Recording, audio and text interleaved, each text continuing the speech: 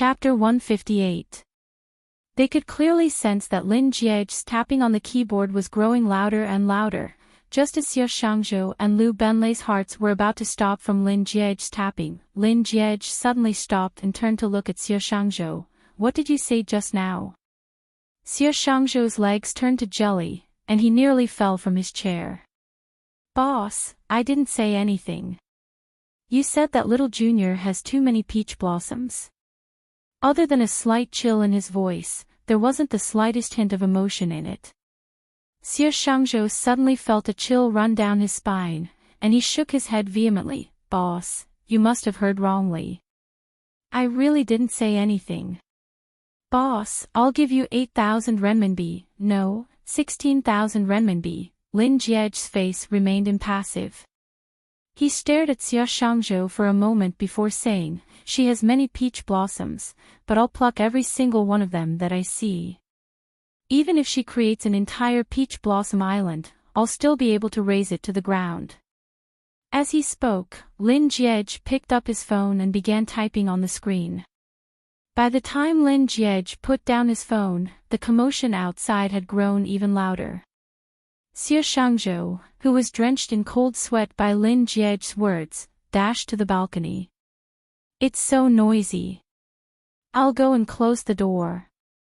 Barely after he reached the balcony, Han Jing's heart-wrenching confession suddenly came to a halt. Curious, he walked over to the balcony and looked down. Then, he exclaimed in astonishment, "Boss, little Junior is here." "What?"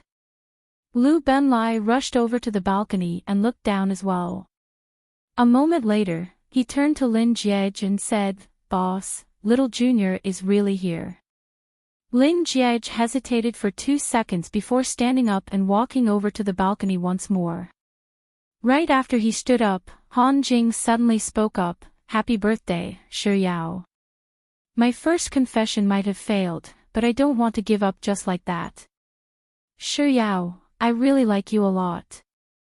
Can you seriously consider me for a moment?" Someone in the crowd suddenly shouted, "I'm willing." Shi Yao didn't say a word. Perhaps feeling embarrassed, she tugged on Han Jing's sleeves, intending to pull him away. Han Jing stood motionlessly on the spot, staring at Shi Yao intently as he spoke once more. "Shi Yao, I know that the rumors on the forum are fake, and I also know that you're single at the moment. So, I really hope that you can consider me seriously.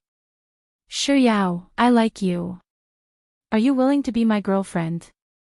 Unable to bring Han Jing away, Shi Yao stood helplessly on the spot, not saying a word at all. The onlookers waited for a while, and then someone shouted, "Say yes." Then, more and more people followed suit. "Say yes to him. Say yes. Say yes." Amidst the deafening and rhythmic cheers, Lin Jie turned around and returned to his dormitory room. Lu Benlei and Xie Shangzhou glanced at one another, and just as they were about to return to the dormitory room, Lin Jie appeared on the balcony once more. Before the two of them could react, Lin Jie suddenly raised his hand, and a basin of water fell from the sky without any warning. It accurately splashed onto Han Jing and Shi Yao, extinguishing more than half of the candles that were swaying in the wind. "The heck, what's going on? Who is it? How could they be so immoral?" Amidst the grumbling of the crowd, a police car arrived with its siren blaring. "HM. What's going on? Why is there a police car here?" "I don't know. Who's the culprit?" Amidst the grumbling turned into bewilderment, a man dressed in a police uniform walked up to Han Jing. As Han Jing had a microphone, the police officer's words were clearly heard by everyone around him. "Do you know what time it is? Someone has complained that you're a nuisance." Chapter 159. As Han Jing had a microphone, the police officer's words were clearly heard by everyone. "Do you know what time it is? Someone has complained that you're a nuisance. And those candles, hurry up and extinguish them. Don't you know that they're a potential fire hazard?" Remember to sweep the roses on the floor as well. This is only a warning, but if there's a next time, we'll detain you right away. But even if it's just a warning, you'll still have to follow us to the administrative office to do a self-reflection. What the heck? Who's so shameless as to call the police? What a pity. I was just about to reach the climax of such a romantic confession when someone suddenly cut it off. I'm afraid that I won't be able to sleep tonight. That's right, what a killjoy. I've already taken off my pants, but this is what you show me. Either you stop teasing me, or you take responsibility for it till the end. It's no different from being stopped in the middle of XXOO. You'll get prostatitis, alright. Amidst the regretful and resentful voices of the crowd, Shi Yao was escorted away by the police officers. Since the female lead had already left, there was nothing much to see anymore. Thus, the surrounding crowd also returned to their dormitories. Not too long later, the crowd that had gathered on the balconies of the two dormitories disappeared without a trace.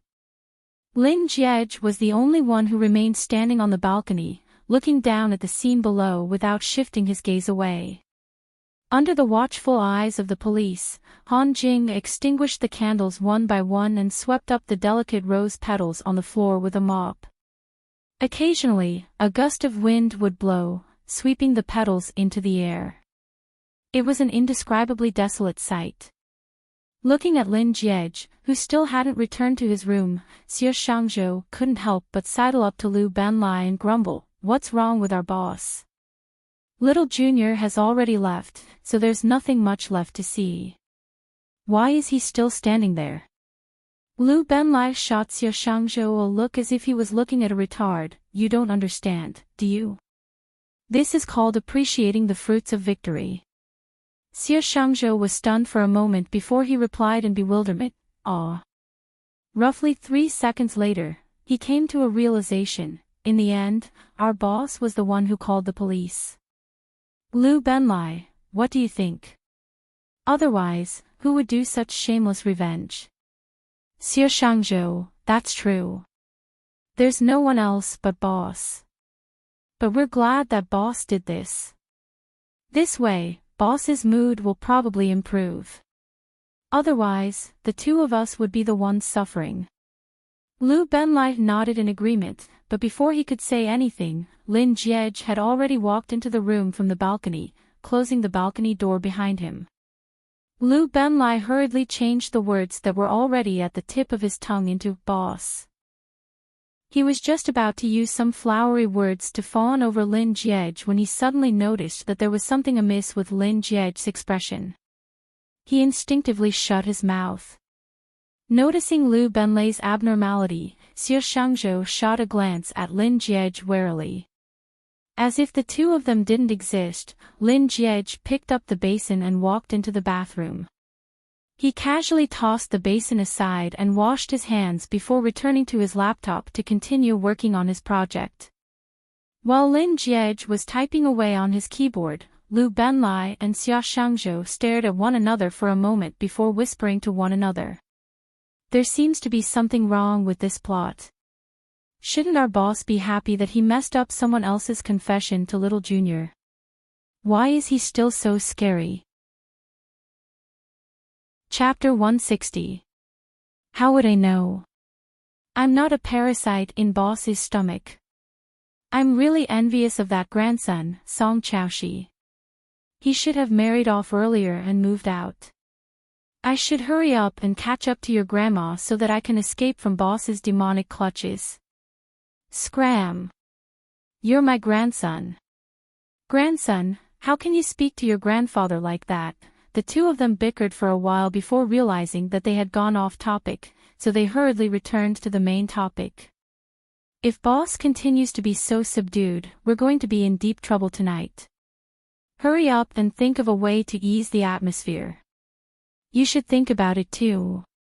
Don't just rush me. The two of them continued arguing for a long time before Xie Shangzhou cleared his throat and said, "Boss, it's little Junior's birthday today.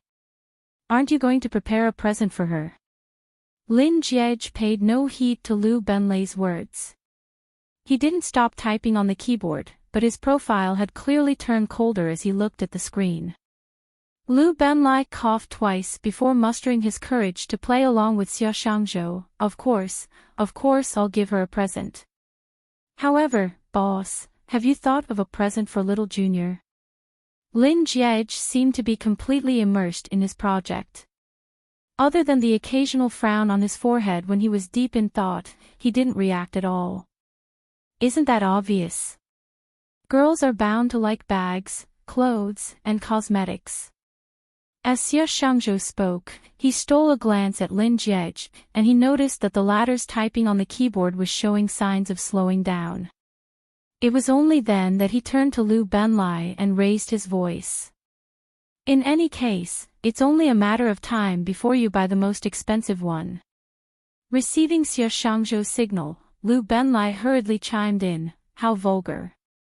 The value of a present isn't determined by its price but sincerity. If the other party doesn't like it, no matter how expensive it is, it's useless. If the other party likes it, even if it's only worth a yuan, it's still priceless. Lin Jiege, who was in the midst of working on his project, suddenly stood up, kicked the chair behind him, and walked to the balcony. Liu Benlai fell silent. He and Xia Shangzhou stared at one another for a moment before shaking their heads, indicating that they were even more confused than before. Compared to the time when Han Jing had confessed, the dormitory was now extremely quiet. Lin Jiege enjoyed the night breeze for a while longer, but he still felt a stifling sensation in his chest. He knew very well that this discomfort was not caused by Han Jing, but by himself. Today was Soft Bun's birthday. But before Han Jing's public confession, he knew nothing about it, let alone a birthday present. Liu Ben was right. Gifts didn't matter how expensive or cheap they were. What mattered was sincerity and whether the other party liked them or not. But other than remembering passion fruit, loquat, watermelon, pineapple, pomegranate, and potato chips, roast duck, milk tea, ice cream, vanilla, in his notebook, he didn't know what she liked. So even if he wanted to prepare a birthday present now, he didn't know where to start.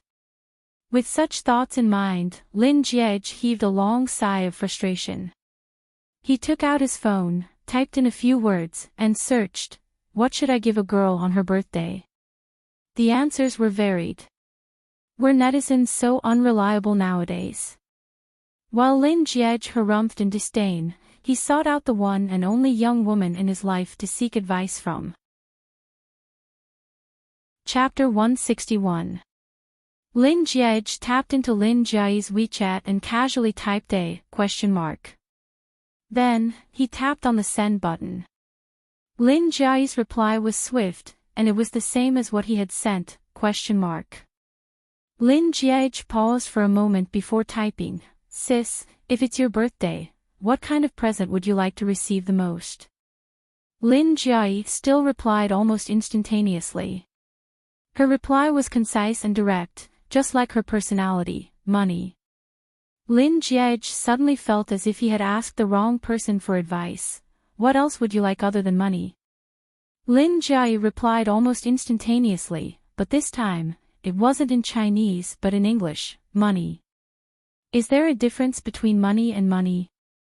Lin Jiege really suspected that he had asked the wrong person for advice. Too lazy to type, he sent a voice message over impatiently, "Sis, I'm serious. Other than money and money, what kind of present would you like to receive the most?" Just like Lin Jiege, Lin Jiayi's reply was also a voice message. In her elegant voice, there was a hint of impatience that was even greater than Lin Jiege's. USD, Euro, Japanese yen, British pounds. If that's not possible, gold would do too. There was no need to doubt her anymore. He had asked the wrong person for advice. Lin Jiege didn't reply to Lin Jiayi's WeChat anymore. However, Lin Jiayi was still sending him endless messages. When the notification finally stopped, Lin Jiege took a glance at it. Yen is fine too. Dollar is the best. It's more convenient for me to spend money in America. British pounds. I guess I can still accept it. But I still think that cash is too troublesome. It's best if you transfer me a bank card. If you find foreign currency too troublesome, I can accept Alipay and WeChat transfers too. You should know my account number. After confirming it with his eyes, his sis was even more unreliable than his netizens. He shouldn't have made the unnecessary move of asking his sis for advice. As the saying goes, it's better to rely on yourself than on others. So what if he knew nothing about Soft Bun? He had plenty of ways to find out what Soft Bun wanted the most for her birthday. But if he wanted to succeed, he would still have to rely on his grandfather. With this thought in mind, a glint flashed across Lin Jiej's eyes. Early Saturday morning, Lin Jiej woke up. Not wanting to wake the other two sleeping beasts, he washed up and changed his clothes. Then, he headed to the hospital. When he arrived at the ward, the attending physician and the nurses were giving Grandpa Lin a checkup. Lin Jiej didn't disturb the group. Instead, he quietly stood by the side and waited for the examination to end before asking, "How's grandfather's condition?" The attending physician glanced at Grandpa Lin, who had been alive and kicking when he first entered the room, only to find that Grandpa Lin was already on the verge of death upon Lin Jiej's arrival. Upon meeting the other party's gaze, the attending physician immediately shook his head and said, "Grandpa Lin's physical condition is still a little terrible. Perhaps there's a problem with the dosage of the medicine he was given previously.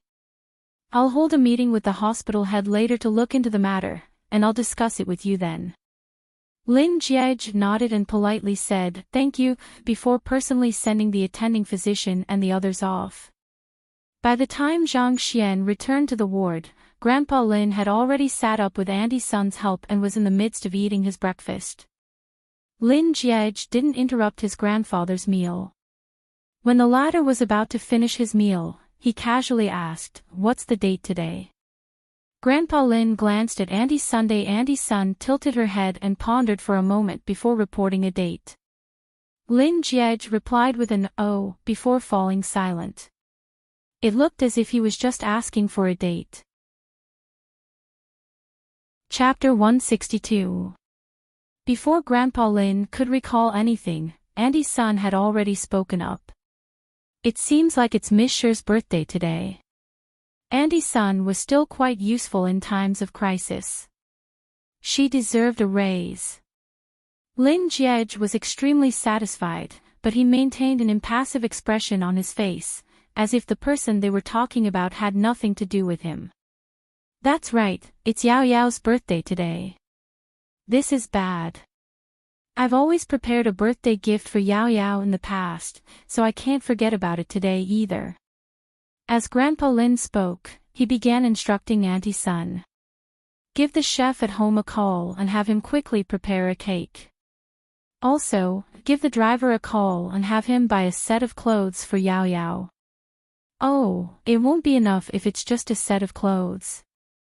Also, don't forget about the shoes, bags, and accessories. Also, don't forget about the red packets and birthday red packets. Most importantly, get the chef at China World Hotel to prepare a feast according to Yao Yao's preferences." Auntie Sun, who had memorized Grandpa Lin's instructions, added, "Do you want the driver to send all of these things to Miss Sher's place?" While Grandpa Lin was regretful that he couldn't celebrate her birthday with Sher Yao, he felt that this was the only way. Thus, he was just about to nod his head to indicate for Auntie Sun to do as she said. But in the end, Lin Jiej, who had been waiting for this moment for a very long time, put on a look of boredom and casually said, "You can have the driver send these things to the hospital, and at the same time, give them to..." Lin Jiej paused for a moment before using a rather distant "she" to replace Sher Yao's name. "Make a call to her and tell her that Grandpa misses her, so he asked her to come over. Wouldn't that be a surprise for her?" Grandpa Lin's eyes immediately lit up upon hearing Lin Jiej's suggestion. "That's not a bad idea. Let's do as that brat says." Saying so, Grandpa Lin began instructing Andy Sunday. Halfway through, he suddenly turned to glare at Lin Jiej and said, "It's not her, it's Yao Yao.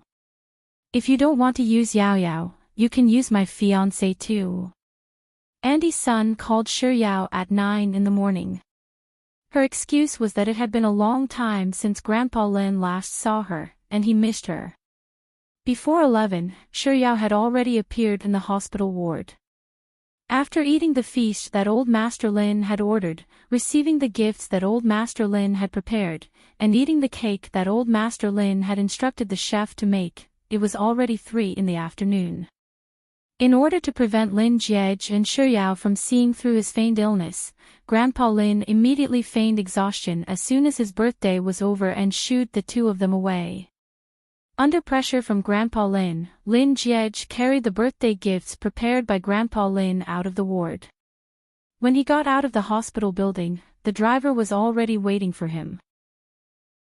When Lin Jiej arrived at the front of the car, he suddenly halted his footsteps and looked at the unusually fine weather. After which, he turned his head slightly to look at Shi Yao, who was roughly a meter behind him. He had purposely asked Grandpa what day it was, and he had also purposely used Grandpa to trick her into coming over from home. He had already achieved what he wanted, and the rest was up to him. In that instant, Lin Jiej suddenly felt as if he was a big bad wolf trying to abduct a bunny. Oh, no, it should be the handsome man who abducted Soft Bun. Star. Chapter 163. With this thought in mind, Lin Jiej cleared his throat and turned to Shi Yao, who was walking up to him, and asked, "Do you have time later?" Shi Yao scanned her surroundings. There wasn't anyone around. Was Lin Jiej talking to her? But he didn't call out her name. What if he was talking to the driver? Oh my! Why was she looking around when he was talking to her? Lin Jiej asked once more, "Do you have time later?" Shi Yao. Shi Yao was still conflicted over whether she should think too highly of herself when she heard her name.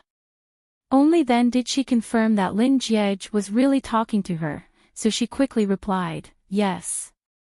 Was my reply a little too honest? Shi Yao pondered for a moment before adding, "Is there anything?" Lin Jiej cleared his throat, and a hint of awkwardness flashed across his elegant face as he said, "There's something that I need your help with." "Ha! My help?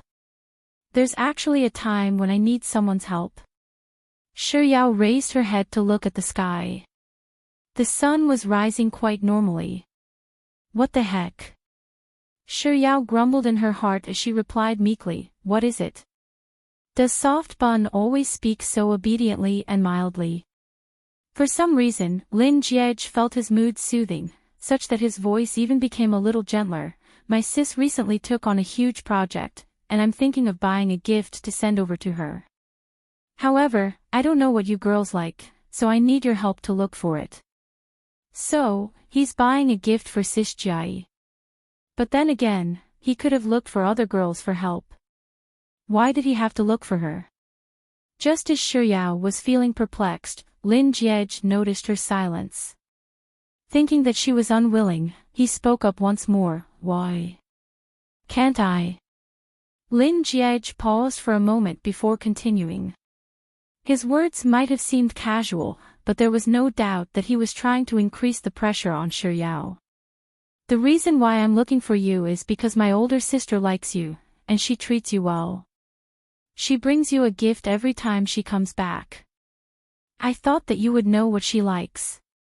She didn't know what Sis Jai liked the most, but it was true that Sis Jai would bring her a gift every time she returned.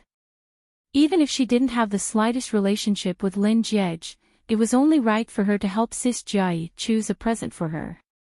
Hearing Lin Jiej's words, Shi Yao hurriedly shook her head and clarified, "It's not that, it's not like I can't. I'm just wondering what Sis Jai likes. There's no rush. We'll think about it when we get to the mall." Seeing that Shi Yao had agreed to his request, Lin Jiej turned to the driver and said, "Pass me the car keys."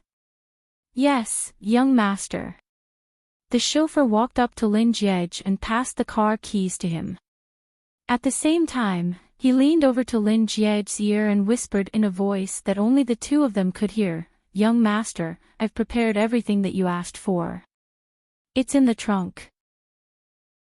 Lin Jiej replied nonchalantly, as if the chauffeur hadn't said anything at all. He nodded his head lightly before telling Shi Yao, "Get in." After which, he walked over to the driver's seat, opened the door, and got in. While Lin Jiej was putting on his seatbelt, he noticed that Shi Yao had actually opened the backseat door and climbed into the car. His movements froze for a moment before he turned to look at Shi Yao and asked, "Am I the chauffeur?" Confused by his words, Shi Yao shook her head and replied obediently, "Nope." Chapter 164. What did sitting in the back have to do with him being the driver or not? Shi Yao stared at Lin Jiej blankly, not knowing what to say. Did she not get what he was trying to hint at? Sure enough, there's a difference in intelligence between people. Lin Jiej pondered for 2 seconds before patting the passenger seat and saying, "Sit here. You're the driver, so you're the boss." Shi Yao replied with, "Oh," as she got out of the car and got onto the passenger seat. Lin Jiej fastened his seatbelt, and just as he was about to start the car, he noticed that Shi Yao's seatbelt wasn't fastened, so he shot a glance at her, gesturing for her to put it on. Meeting his gaze, Shi Yao thought that he was looking in her direction, so she followed his gaze and looked in the same direction as well. However, seeing that there wasn't anything interesting to look at, she turned to look at Lin Jiej with a peculiar gaze. Even with that gaze, she couldn't get what he was trying to say. How troublesome. Lin Jiej thought in disdain as he unfastened his seatbelt and leaned over to Shi Yao's side to help her buckle her seatbelt. His actions were too abrupt, and the unprepared Shi Yao was taken aback. She raised her head to look at Lin Jiej. His upper body was right in front of her, and his face was frighteningly close. She could vaguely feel his breath on her skin. Shi Yao's heart skipped a beat. After fastening his seatbelt, Lin Jiej shot a glance at Shi Yao, only to meet her eyes that were staring straight at him. His body stiffened, and a moment later, he reached out to caress her head and said, "Seatbelt is the most important thing to take note of when getting into the car." After that, he returned to the driver's seat, fastened his seatbelt, and started the car. The car was very quiet, but the atmosphere was a little ambiguous. Lin Jiej's grip on the steering wheel stiffened a little. On the way to the main road, he rolled down the window and turned on the radio. A spring breeze blew into the car, and soothing music drifted along with the wind, easing the atmosphere and softening one's heart. Lin Jiej's car stopped at W Shopping Mall. Shi Yao had never been to this shopping mall before, but she had heard from Liang Mumu that it was filled with the world's top brands, and every single one of them cost at least 5 digits. She knew that the Lin family was wealthy, but did Lin Jiej have that much money to live on? As Shi Yao followed Lin Jiej into the mall's elevator, she couldn't help but touch her pocket. Why was there such a huge gap between them? Her monthly living expenses were only 4 digits, while his gift cost at least 5 digits. Just as Shi Yao was criticizing him endlessly in her head, Lin Jiej suddenly spoke up, "How do we proceed?" "Ah." Shi Yao snapped out of her daze, but Lin Jiej's question stumped her. She paused for 3 seconds before saying, "Actually, I don't know what Sis Jai likes the most, but I do know that there are many things that Sis Jai likes. Bags, cosmetics, clothes, shoes, accessories, greenery, fresh flowers, ceramics. All in all, Sis Jai likes everything that is beautiful and expensive. Of course, good-looking things are always associated with expensive things, so I don't know what to buy." "Alright, let's start from the first floor then," Lin Jiej decided. "Alright." Thinking that Lin Jiej's suggestion was reasonable, Shi Yao nodded in agreement. Then, she suddenly thought of something important and asked, "But do you have enough money with you?" Everything here is so expensive. Chapter 165. Do I look like I'm poor to you? Lin Jie glanced at Shi Yao and replied, I'll admit that you're capable if you manage to spend it all. Ah. Am I imagining things? Why do I feel like he's mocking me? Shi Yao's lips twitched. I'm just worried that you'll spend all your living expenses and end up starving in school. What the heck is living expenses? It's been many years since I've had such a thing. Lin Jie couldn't bring himself to tell Shi Yao that any single one of these projects would be able to rake in at least 6 digits in income. After a moment of contemplation, Lin Jie decided to use a more tactful approach and replied, It's fine. If I don't have enough money, I can sell my grandpa's car in the underground parking lot. Shi Yao felt that Lin Jie's joke was really too cold. When they reached the first floor and exited the elevator, Lin Jie led Shi Yao into an LV bag shop. Before he led her into the LV bag shop, he said, Since my big sis has a vast array of preferences, you should just buy whatever you like. I'm sure she'll like it. Shi Yao replied with an oh before starting to seriously pick out her present. Half an hour later, they were finally done shopping on the first floor. It wasn't that they didn't find anything good, but they weren't all that satisfactory. Thus, when Shi Yao asked Lin Jie what she wanted to buy, he rejected them all. When they arrived at the second floor, before they could even start shopping, Shi Yao's gaze was already drawn to a coffee shop not too far away. Lin Jie looked at the other girls around him and saw that everyone's attention was focused on the dazzling array of products in the shop. Even the words they spoke about were the latest designs of a certain brand. This was already the 8th time Shi Yao had glanced at the coffee shop after reaching the second floor. Who could he blame? He was the girl he brought out to shop with him, so even if he had to kneel down, he had to make sure that she was happy. With such thoughts in mind, Lin Jie said, You must be tired after shopping for so long. Why don't we head to the coffee shop for a drink? These words were really against his will. It had only been half an hour, however, when he saw the sparkle in Shi Yao's eyes upon hearing his suggestion, Lin Jie felt that it wasn't a bad idea to lie to her. They strolled for half an hour on the first floor and ate in the cafe for 40 minutes. Then, they strolled for 20 minutes on the second floor and ate in the cafe for half an hour on the third floor. Then, they strolled for 23 minutes on the fourth floor and sat in the milk tea shop for 25 minutes. Finally, they reached the 5th floor, the last floor of the shopping mall. At the staircase of the 5th floor, there was a well-known brand of flower shop, endorsed by a popular little fresh meat.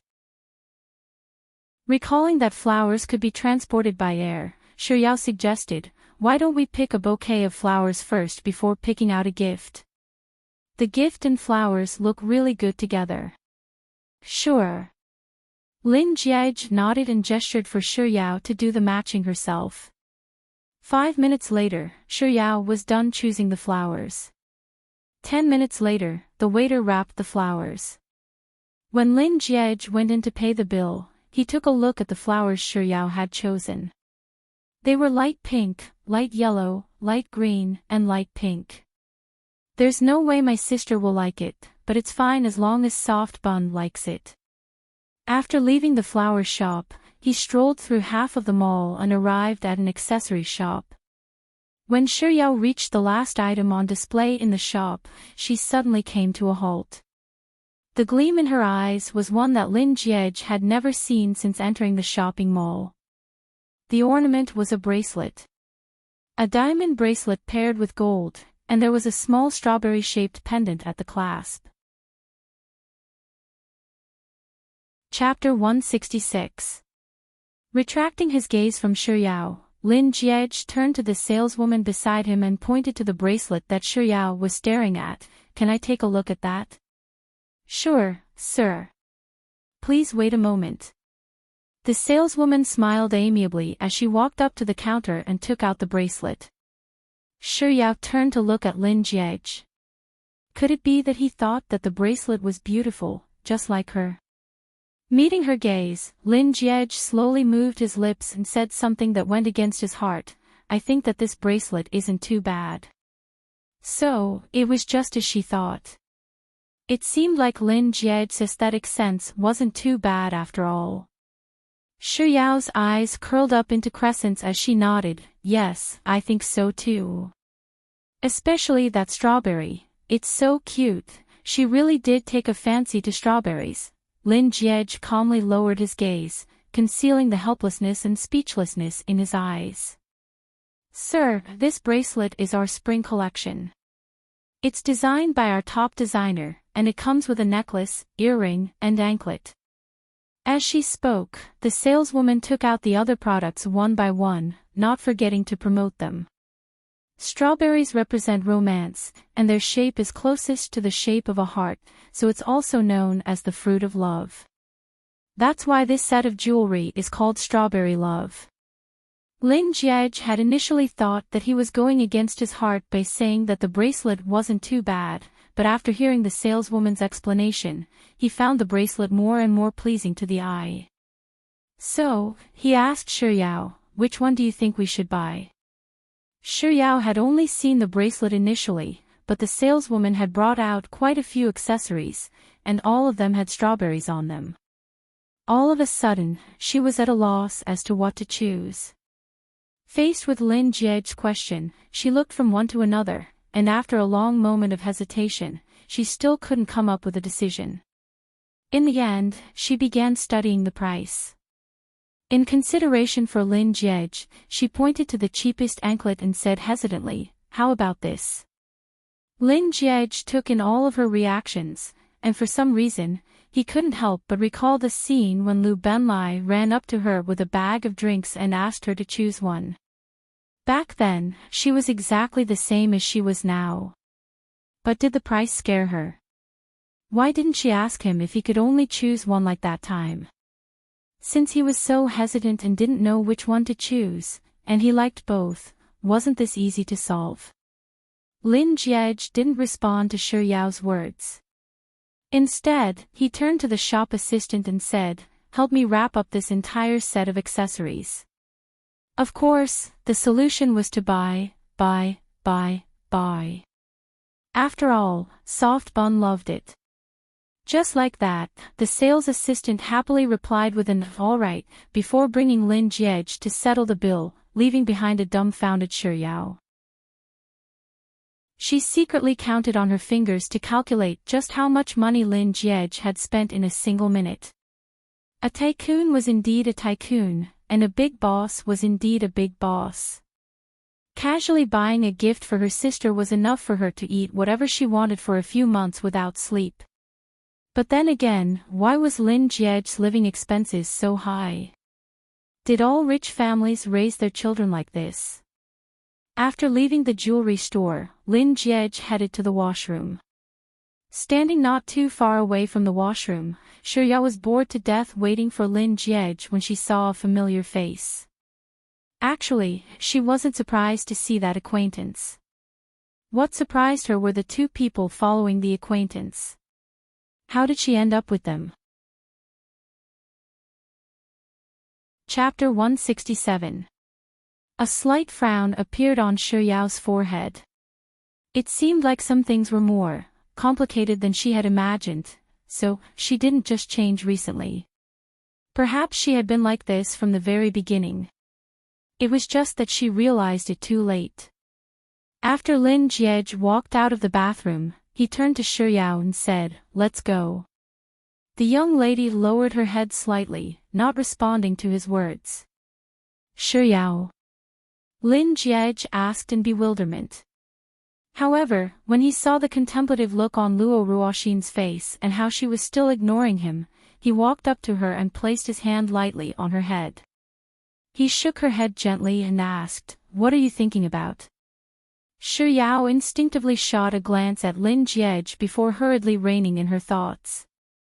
She reached out to tidy up her slightly messy hair while grumbling in displeasure, "I'm not spacing out. Also, don't touch my hair. You're so short." It's easy for me to touch your head if I raise my hand. What can I do? As Lin Jiej spoke, he gave Shi Yao a demonstration. He raised his hand once more and used a little more strength to ruffle her hair. I told you not to touch my hair. Shi Yao puffed up her cheeks as she glared at Lin Jiej. Then, she tidied up her hair once more and said, besides, I'm not that short. Lin Jiej raised his eyebrows. He reached out to pat Shi Yao's head and said, all right, shorty. We'll talk about your hair later. Let's go send my big sis a present first. But I don't have my big sis's address. I'll have to give her a call first. Lin Jiej carried the items he had bought in the afternoon with one hand and took out his phone with the other. He intentionally lowered his phone so that Shi Yao could clearly see the word Big Sis on the screen. However, little did she know that the phone number behind the word Big Sis had already been switched to another phone number that he didn't use often, and his phone had been switched off. I'm sorry, the phone you have dialed is currently switched off. I'm sorry, the phone you have dialed is currently switched off. I'm sorry. After hanging up the phone for the 5th time, Lin Jiej couldn't help but frown. That's weird. What's up with my sis? She actually turned off her phone. When Lin Jiej dialed the number for the 6th time, he received a notification that her phone was still switched off. Finally, as if having run out of patience, he said, how boring. It wasn't easy for me to give her a surprise, but her phone was switched off. Since that's the case, I guess I'll just have to pass on the surprise. Following Lin Jiej's words, the background music of the shopping mall changed to a new song. Let's keep it simple. Let's keep it simple. Don't use too many emotions. You're not an actor, so don't try to plot. This shopping mall is toxic. Lin Jiej raised his head to look at the ceiling of the shopping mall before lowering his head to look at the items in his hands. With a troubled look on his face, he said, but if I don't give you the surprise, what are we going to do with these items? I don't need it. No problem, I just want to see how you're going to cover it up. Your sadness is too superficial, like an untalented actress. Amidst the song, Lin Jiej seemed to have suddenly thought of something, and he turned to Shi Yao and said, why don't I give all of these to you? Chapter 168. Shi Yao subconsciously took a step back before shaking her head vehemently. No, no, no, these things are too expensive. I can't accept them, I bought them, so I can accept them if I say so. And no, I can't. Shi Yao shook her head vehemently. Throw them away then. Following which, Lin Jiej really picked up the expensive items and headed for the trash can not too far away. Shi Yao was stunned for 2 seconds. Then, just as he was about to stuff the items into the trash can, she hurriedly chased after him and tugged on his sleeve. Lin Jiej turned to look at her silently. If she didn't want them, would he really throw them away like that? Shi Yao assessed Lin Jiej's expression, and from the serious look on his face, it didn't seem like he was joking. She hesitated for a moment. Then, she clearly felt his cuffs leaving her palms bit by bit. Shi Yao tried to pull him back, but she was unable to withstand his strength. At the very last moment, she could only say, thank you then. Lin Jiej nodded lightly to express his gratitude. He waited for Shi Yao to take the flowers and accessories before taking them back from her hand and saying, I'll help you carry them for now. Shi Yao replied with another, thank you. Could it be that rich people were all so capricious? Are they going to throw away the things they bought just because no one wants them? But these things are really expensive. I'm not that close to her anyway, so I feel a little guilty accepting them. The more Shi Yao thought about it, the more uneasy she felt. So, she spoke up once more, if you don't mind, why don't I treat you to dinner tonight? Lin Jiej nodded, sure. It doesn't seem like treating me to dinner is enough to make me feel at ease. Shi Yao pondered for a moment before saying, why don't you treat this as a birthday present for me? I'll give you a present on your birthday too. At this point, Shiryao couldn't help but think that this was a brilliant idea. She secretly gave herself a few thumbs up before asking, how about this? Sure. Lin Jiej was silent for a moment before asking, do you know when my birthday is? Of course she knew. His grandfather would always invite her to his house for his birthday banquet every year. Before Shiryao could reply, Lin Jiej had already answered his own question, mine is on the 27th of October. Just like that, Shiryao swallowed back the words that were about to come out of her mouth. Since he's in such a hurry to tell me his birthday, why did he bother asking me if I knew when it was? Couldn't he have just told me his birthday date? Shiryao thought for a moment before replying with an "oh" to Lin Jiej's reply. Lin Jiej returned to his car and booked a place to eat. However, he wasn't in a hurry to start the car. Instead, he took out the bracelet and said, why don't you try it on and see if it fits? If it doesn't, we can still go back and change it. Actually, when they were shopping at the mall and she almost bumped into someone, he pulled her wrist and roughly estimated her size. However, he was still afraid of making a mistake. Shiryao replied with an "oh" as she took the bracelet from Lin Jiej's hand and tried it on herself. However, seeing that Lin Jiej wasn't letting go of her, she could only show him her fair wrist instead. It really suited her. Her skin was fair, and the diamonds and red strawberries made her look especially youthful and beautiful. Lin Jiej couldn't help but take a few more glances at her, but the words that came out of his mouth were far from what he was thinking in his heart. My older sister might be taller than you, but it's fortunate that she's thin. Her size is also suitable for you. Chapter 169. It's fortunate that my elder sister is thin, and her size is suitable for you. She could accept those words. However, he could totally omit the words my elder sister is much taller than you. Because it wouldn't affect the meaning he was trying to convey. Shiryao glared at Lin Jiej and said, I admit that Sis Jai is tall, but I'm really not short. It's just that Sis Jai is too tall, alright? Sis Jai's height of 1.75 m was much taller than most men, and her aura was so domineering that one couldn't help but want to kneel down and call her queen. Hearing Shiryao's explanation, Lin Jiej scanned her slender figure from head to toe before silently starting the car. Lin Jiej's gaze made Shiryao think that he couldn't be bothered to argue with her. So, unwilling to give up, as the car drove out of the underground parking lot, she added, I'm really not short. In the world of women, I'm still considered acceptable. Yes, you're not short. If you round it up, you're about the same height as me, around 2 meters. Lin Jiej casually replied as he paid the parking fee. Shiryao didn't know how she should refute his words. How could there be such a person in the world? When he's silent, he's so pleasing to the eye, just like a beautiful scenery, but as soon as he opens his mouth, he chokes me to death. He's probably the most typical type of person who relied on their own ability to stay single. Why does this remark sound so familiar? I feel like I've heard it somewhere before. Shiryao tilted her head and pondered for a moment. Then, she recalled how Mr. Numbers was also so vicious with his words when they were playing last night.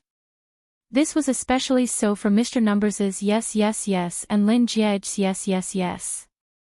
The tone was almost identical. In comparison, Mr. Numbers and Lin Jiej did share a lot of similarities. Could they be the same person? I don't think we're that fated, right? This kind of plot should only exist in novels, right? It's not like I'm the female lead. As it was getting late, most of the restaurants had already closed for the day. So, Shiryao brought Lin Jiej to the most famous food street in Beijing. That street was filled with crayfish restaurants. A second after Lin Jiej stopped the car, Shiryao followed Lin Jiej out of the car and began explaining to him. from here to the end of the street, there are a total of 48 crayfish shops. Let's go to Taste of Home. Their crayfish is the best. 48. Miss, do you have nothing better to do? Why did you come here in the middle of the night and count them? Lin Jiej didn't reject Shi Yao's suggestion. Instead, he casually said, you seem to be quite familiar with this place. Completely oblivious to Lin Jiej's teasing, Shi Yao thought that he was being serious, so she nodded her head and led him to the restaurant while saying, of course. I often come here for supper. Let me tell you, if I walk from the south to the north of this street, I'll be able to connect to the Wi-Fi of any restaurant. Fearing that Lin Jiej wouldn't believe her words, Shi Yao took out her phone and showed him her wireless network. As they walked, she said, look, you've switched to another network, right? Look, switching to this shop doesn't require a password, right? And this one. Lin Jiej was clearly teasing Shi Yao, but for once, he was rendered speechless by her words. All right then, miss, in terms of food, if you dare claim to be second, no one will dare claim to be first. Due to Lin Jiej's presence, Shi Yao was able to extravagantly choose a suite when they arrived at Taste of Home. Chapter 170. Due to Lin Jiej's presence, Shi Yao was able to extravagantly request for a private suite when they arrived at the Taste of Home. The waiter passed the menu over, but Lin Jiej didn't take it. Instead, he gestured for Shi Yao to place her order. Having eaten at the Taste of Home many times, Shi Yao swiftly placed her order. Of course, in order to express her sincerity, she even chose the largest lobster that she couldn't bear to order. After Shi Yao was done ordering, the waiter repeated the menu once more, 1 big serving of spicy crayfish, 1 big serving of 13 spice crayfish, 1 big serving of garlic crayfish, 1 grilled scallops, 1 set of lamb skewers. Shi Yao was just about to nod her head and reply with a no problem, when Lin Jiej, who was seated across from her, turned to the waiter and asked nonchalantly, are you sure you didn't give me the wrong menu? Do you want a single serving of all the dishes? The waiter nodded. I'm sure. Lin Jiej looked at Shi Yao with a peculiar gaze. Why are you so reserved with your orders today? Is it because you don't have enough living expenses? It's fine, I've never intended for her to pay in the first place. Lin Jiej pondered for a moment before turning to the waiter and saying, give me 3 servings of each dish. Sir, you mean to say that you want 3 servings of each dish that the young miss ordered? The waiter thought that he had heard wrongly. That's right, 3 servings. Lin Jiej repeated before correcting himself. Ah, that's not right. It's 3 large servings. It was only then that Shi Yao realized that Lin Jiej was ordering according to the number of bowls she ate. She hurriedly waved her hands at the waiter and said, no, I only want a large serving. Listen to me, don't listen to him. After the waiter left, Shi Yao turned to Lin Jiej and said, 3 large servings. I won't be able to finish them all. Lin Jiej nodded elegantly. I thought that you'd order 3 servings of everything. Ah, no, I meant 3 large servings. Shi Yao, who had just taken a sip of water, nearly choked to death upon hearing Lin Jiej's words. When Shi Yao finally managed to catch her breath and was about to continue drinking, Lin Jiej said nonchalantly, oh, I also ordered 3 large servings this time. It's just that the crayfish has a different flavor. That's all. Then, Shi Yao really choked on her water. Other people might be able to enjoy a meal with a handsome man, but she was going to die from it. Who knew when he would say something that would choke her to death? Even if she didn't choke to death, she would probably choke to death. In the end, she ordered another 2 large servings of crayfish and finished them all before taking off her gloves in satisfaction. As her hands were covered in oil, it was difficult for her to wipe them clean with a wet towel. So, she informed Lin Jiej that she was going to head to the washroom. However, she did not return for a full 10 minutes.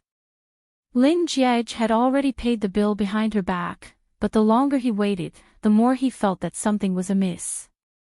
Eventually, he couldn't help but take out his phone and give Shiryao a call. The call went through, but no one picked up. Unable to sit still any longer, Lin Jiej grabbed his and Shiryao's coats and walked out of the suite. After asking the attendant for permission, he headed straight for the washroom. He really did see Shiryao at the entrance of the washroom. However, there were a few more people around her. The most eye-catching of them all was a young lady. In the slightly chilly night air, she was dressed in a very revealing outfit. She had a pair of enchanting purple eyes, long and thick fake eyelashes, and a dark red lipstick. Lin Jiej stared at her for a long time, but he was still unable to recognize her. Then she spoke, "I've been waiting for you for a long time, Lin Jiej." Only then did Lin Jiej recognize her, Chini-ran. Chapter 171. It was only then that Lin Jiej recognized her, Chini-ran. While he couldn't remember the names of the people around her, he did have an impression of a few of them. They were the ones who had surrounded Shiryao at the entrance of G University a few days ago. That dark-skinned and brawny man was also there. Other than them, there were a few more people with them. They didn't look like students, but they seemed more like gangsters. Shiryao was surrounded by them, and as soon as she saw Lin Jiej, she immediately called out, "Lin Jiej, hurry up and leave." Her voice was still as gentle and soft as usual, but before she could finish her "ah," a long-haired man standing behind her had already covered her mouth. In an instant, Lin Jiej's elegant eyes were filled with hostility. Without any hesitation, he stepped forward, intending to pull Shiryao away from the group of people.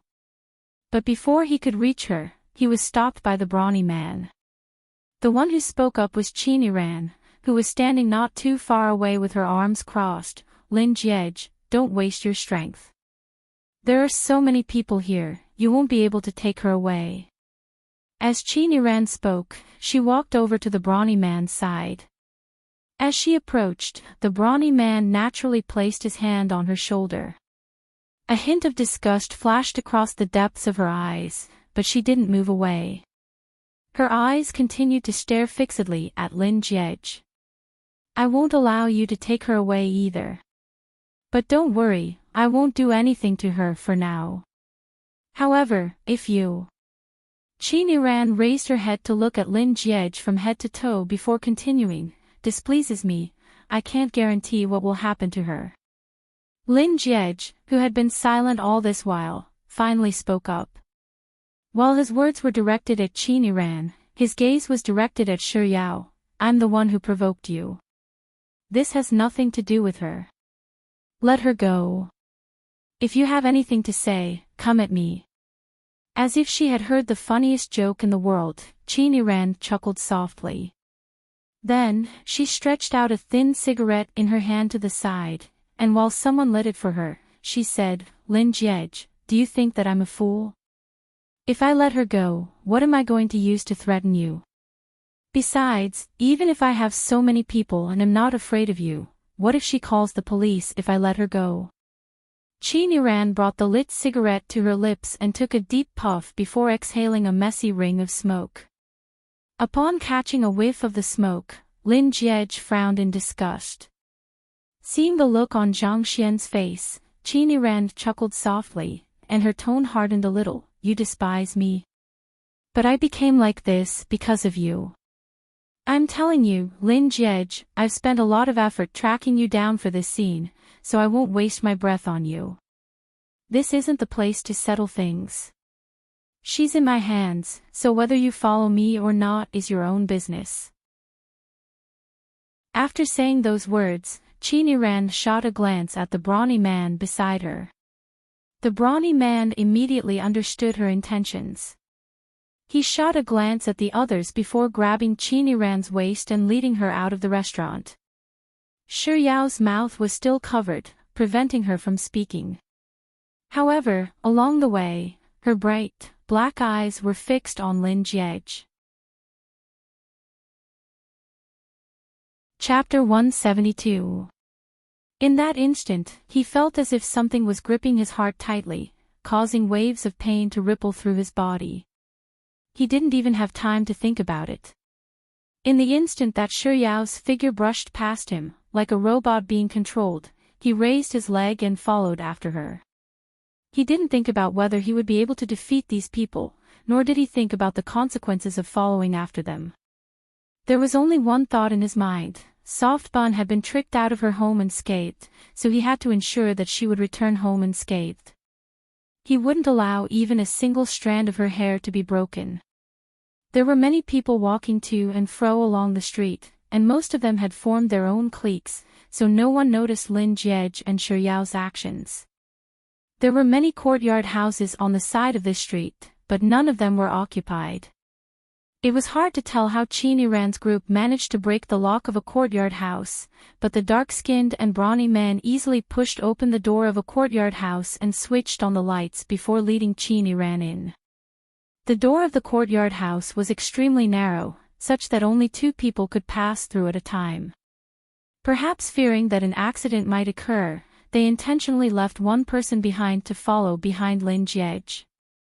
Yao was in front of Lin Jie, so as soon as she entered the courtyard house, Lin Jie hastened his footsteps to catch up to her. A second after Lin Jie stepped into the courtyard house, Qin Ran, who had just lit up a cigarette, suddenly spoke up, "Lin Jie, I'll give you a choice. Between you and her, who wants to talk to me first?" Ignoring Qin Ran's words, Lin Jie walked roughly a meter into the courtyard house. When the person walking at the very back also entered the courtyard house, Lin Jie suddenly made a move. His reaction was swift and abrupt, catching Qin Ran's group completely off guard. The long-haired man who was covering Yao's mouth didn't even have a chance to cry out before he was knocked to the ground by Lin Jie. Following which, Lin Jie grabbed Yao's wrist and pulled her into his embrace. Following which, he raised his leg and kicked the man walking at the very back. At this moment, Qin Ran and the others finally realized what was going on. Cursing profanities from their mouths, they charged toward Lin Jie and Yao. As the courtyard wasn't too big, the distance between each other wasn't too far. Thus, it didn't take long for the crowd to reach Lin Jie and Yao. Lin Jie didn't pay any heed to them at all. Instead, he lowered his head and said to Yao, who was still wrapped in his embrace, "Run." Almost as soon as those words reached Yao's ears, she felt a powerful force pushing her back, pushing her out of the courtyard house. Before she could regain her balance, she heard a loud "Quang Lang" behind her. By the time she turned around, the door to the courtyard house had already been slammed shut. However, Lin Jie didn't follow her out. Yao's first thought was to call the police, but when she reached for her pocket, she realized that she hadn't brought her phone with her when she went to the washroom. Yao's second thought was to rush to the courtyard house. She pushed the door, but it didn't budge. She knew that it was Lin Jie who was pushing the door open from the inside. She couldn't get in, and those people couldn't get out. Chapter 173. Yao pressed her lips together as she pushed the door even harder. The door didn't budge in the slightest, so she couldn't see what was going on inside. However, through the door, she could hear curses, punches, and kicks coming from the other side. She could even vaguely hear a groan of pain. Did that sound belong to Lin Jie? Was he beaten up? Was it serious? He had to block the door to prevent those people from coming out, and he was alone. How could he possibly defeat them? Yao knew that the most rational course of action right now was to leave. However, it was as if someone had pinned her feet to the ground, and she couldn't move at all. She knocked on the door and shouted Lin Jie's name, hoping that he would respond to her so that she could know whether he was fine or not, but the person inside didn't respond to her. This made her even more alarmed and flustered. She shouted his name until her throat started to hurt. Then, after a few knocks on the door, a small gap finally opened up. She saw the clean and elegant young man kneeling on the ground. His usually pristine white clothes were stained with footprints, and his beautiful hair was a little disheveled. Shi Yao opened her mouth, but she couldn't make a sound despite calling out Lin Jia's name. When she was stopped by Qin Yiran and her men, she was clearly afraid. But at this moment, she didn't know where she found the courage to charge at him without any hesitation. She wanted to ask him if he was in pain and if he was all right. She wanted to beg Qin Yiran to stop beating him. If she was angry or indignant, she could just come at her. But before she could say a single word, Lin Jie had already charged at her like a ferocious beast, shouting, "Get the hell out of here." Ignoring his words, she ran up to him in an attempt to protect him. But a second ago, he had been shouting at her to leave, but at this moment, he had already pulled her into his embrace. With her in his embrace, he didn't even have the strength to retaliate, but Qin Yiran still refused to let him go. Protected by him, she couldn't feel any pain or sorrow, but she could still feel the punches and kicks landing on her body. Those people all drank a little and didn't hold back. Although she couldn't feel it, she knew it must be very painful. However, he acted as though nothing had happened. His tone of voice was calm and deep that she was familiar with. "Shorty, are you stupid? I told you to run. Why did you come back?" This was the first time that Shi Yao felt that the word shorty didn't sound so annoying coming from his mouth. She didn't reply, not knowing how to reply. He spoke again, "Shorty, what time is it? What kind of situation was this? How could he still care about time?" "Forget it, you probably wouldn't know even if I asked you." He didn't wait for her to speak and continued. "But, it's definitely not past midnight, soft bun, happy birthday." "Happy birthday, Shi Yao." Soft bun, happy birthday, Shi Yao. In that instant, tears began flowing down Shi Yao's cheeks without any warning. Even though Qin Yiran couldn't hear their conversation, her eyes couldn't help but redden at the sight of them talking together. All of a sudden, she lost her rationality. Grabbing a stick from the side, she swung it viciously at Lin Jie's head, but before the stick could land on the ground, a sports car with its blinding headlights screeched to a halt at the entrance of the courtyard house. Chapter 174. The car door opened, and the first thing that entered everyone's sight was a pair of red high heels, followed by a pair of slender calves, a red dress, and long black hair that reached her waist. Finally, a face that was so exquisite that it was impossible to find any flaws in it.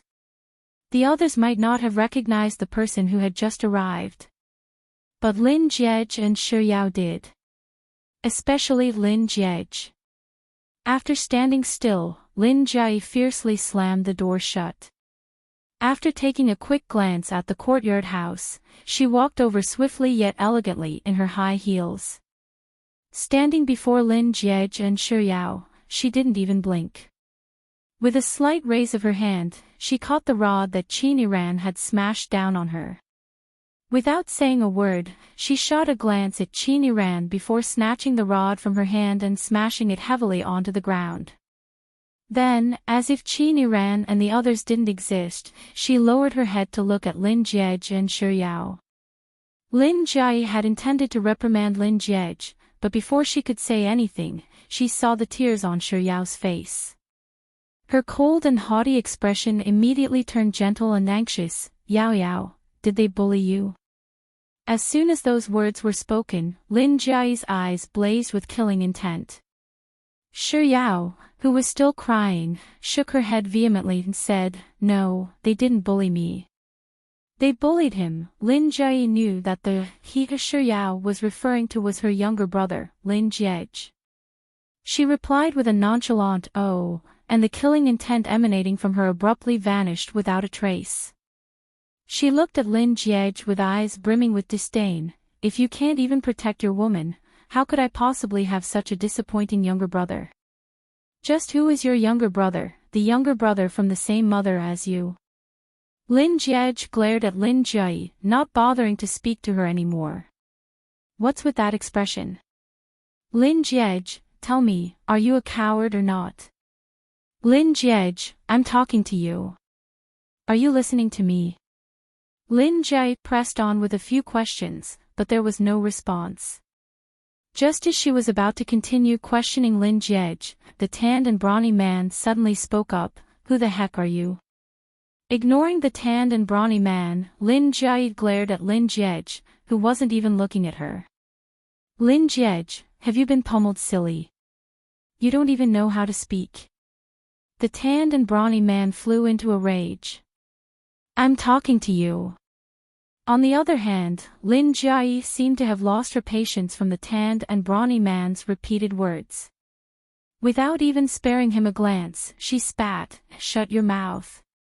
The heck, no one has ever dared to speak to me in such a manner before." Lin Jie was just about to continue talking to Lin Jiege when she abruptly raised her head to look at the tanned brawny man and asked, "Are you talking to me?" Lin Jie straightened her back and took a step forward with a frosty expression on her face. I'll ask you one more time. Were your words directed at me? The tanned and brawny man recovered from his daze. Even though he was suppressed by Lin Jie's aura, he didn't think that a woman could do anything about it. Thus, his tone was still as ferocious and vulgar as ever. Yes, I'm talking to you. Before the tanned and brawny man could finish his words, Lin Jie had already raised her hand and sent a vicious slap across his face. Chapter 175. The resounding sound of the slap echoed through every corner of the courtyard house. Just listening to it alone was excruciating. The tanned and brawny man didn't expect that such a beautiful lady would slap him so viciously. He was stunned for a moment before he clutched his face and spat out with gritted teeth, "Damn it, you actually dared to hit." Before the tanned and brawny man could finish his words, Lin Jie had already raised her hand once more. Paw paw. A few more red handprints appeared on the tanned and brawny man's face. This time, Lin Jie didn't even give the tanned and brawny man any time to react. After the two slaps, she raised her leg and kicked him in the abdomen, sending him crashing to the ground. Then, disregarding the tanned and brawny man's companions, she charged forward and pummeled him. It was only when the dark-skinned brawny man howled in pain from the pummeling that his friends finally recovered from their shock of Lin Jie's ferocity, and they immediately rushed toward Lin Jie. Upon seeing this sight, Shi Yao instinctively called out, "Sis Jie." In truth, she wanted to warn Lin Jie to be careful, but before she could even say the word careful, Lin Jie had already taken off her troublesome high heels, grabbed one in each hand, and charged right into the group of dark-skinned and brawny men. She didn't care who was standing in front of her.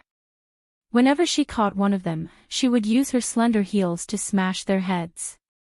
It didn't take long for screams of agony to fill the entire courtyard house. In contrast to Shi Yao's worry and shock, Lin Jiege appeared exceptionally calm and composed. Rubbing his aching back, he stood up and asked Shi Yao, "Are you all right?" Shi Yao shook her head before shifting her attention from Lin Jie to Lin Jiege. "Are you all right? Are your injuries serious?" As she spoke, she reached out to touch Lin Jiege's body. Her hands were small and soft. Even though they were separated by a layer of clothes, he still felt a strange numbing sensation on his body. Lin Jiege was about to reply to Shi Yao with a, "I'm fine," but the words froze in his throat. The way he looked at her became a little unnatural, and even the side of his ears began to heat up uncontrollably. After confirming that there wasn't any bleeding on Lin Jiege's body, she finally retracted her hand. At this moment, Lin Jiege suddenly recalled something, and he turned to Lin Jie, who was in the midst of fighting by the side, and said, "Hey, the long-haired man over there, don't touch him." Leave him to me. Lin Jiayi looked at the few people who were still barely able to stand before her gaze fell on the long-haired man that Lin Jiej was talking about. After staring for a second, she raised her leg and kicked the long-haired man.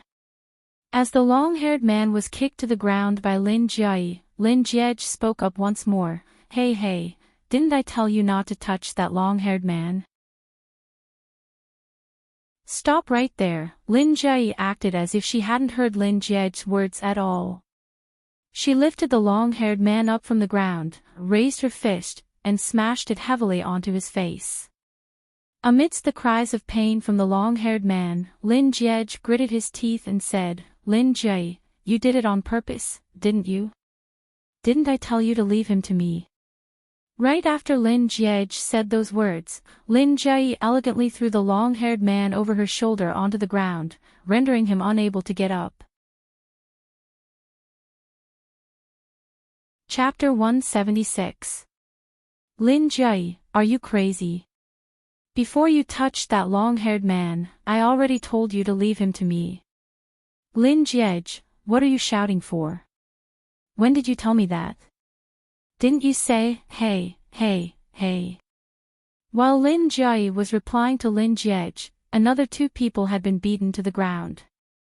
Lin Jiej couldn't be bothered with Lin Jiayi anymore. As Lin Jiayi chased after the last person who had run away as soon as he saw her, she turned to Lin Jiej and asked, Lin Jiej, let me ask you, who's calling hey and who's calling hey? You're calling hey and Yao Yao's calling hey. Or is it Yao Yao's calling hey and you're calling hey? In any case, I'm not calling hey and not calling hey. By the time Lin Jiayi finished her words, the last person had also been beaten to the ground. She tossed her high heels to the ground and stepped into them. After tidying up her clothes and hair, she regained her usual elegance before turning around to walk over to Lin Jiej and Shi Yao. Just as she was about to reach them, Lin Jiayi caught sight of Qiniran, who was hiding in a corner and preparing to run away. She halted her footsteps and turned around to look at Qiniran. She didn't say a word, but the look in her eyes left Qiniran frozen in place. Lin Jiayi assessed Qiniran from head to toe before pointing to the ground and saying, I don't hit girls, so you should lie down and pretend that I'm the one who beat you up. Qiniran's face paled and paled, refusing to move. As if unwilling to waste any more time with Qiniran, Lin Jiayi bent down to pick up the stick she had prepared to hit Lin Jiej with and swung it at Qiniran. Qiniran shrieked in agony as she collapsed to the ground and curled up into a ball. I was wrong. Don't hit me, Qiniran muttered for a long time, but after confirming that there was no sound of pain, she finally stopped begging for mercy. It was then that she realized that she hadn't been hit. Trembling, she raised her head and saw that the stick was right above her head. Frightened, she cowered backward, not daring to even breathe loudly. I thought you were a powerful person, but it turns out you're just an idiot. Lin Jiayi looked down at Qiniran from above as she sneered disdainfully, Let me tell you, a girl should love openly, love with a bottom line, and love with integrity. Someone like you will never be loved by anyone unless they're blind. After saying those words, Lin Jiayi shot a glance at Lin Jiej and Shi Yao before saying, Let's go. After leaving the courtyard house, the front passenger seat door of Lin Jiayi's car was pushed open. Xie Shangzhou scrambled out of the room. He clutched his chest and shouted, Boss, with a pale face. Then, he bent over and vomited at the corner of the room. So this was Boss's older sister. No wonder when Boss mentioned his older sister, he only had one sentence, she's the ultimate boss, and an ultimate boss that can automatically restore HP and MP. At that time, he was still thinking, Boss's sister is so beautiful, and she's so much better than most celebrities. How could she be as scary as Boss said? It was only today that he realized that Boss wasn't lying to him. He was watching television in his dormitory room when he suddenly received a real-time location from his boss.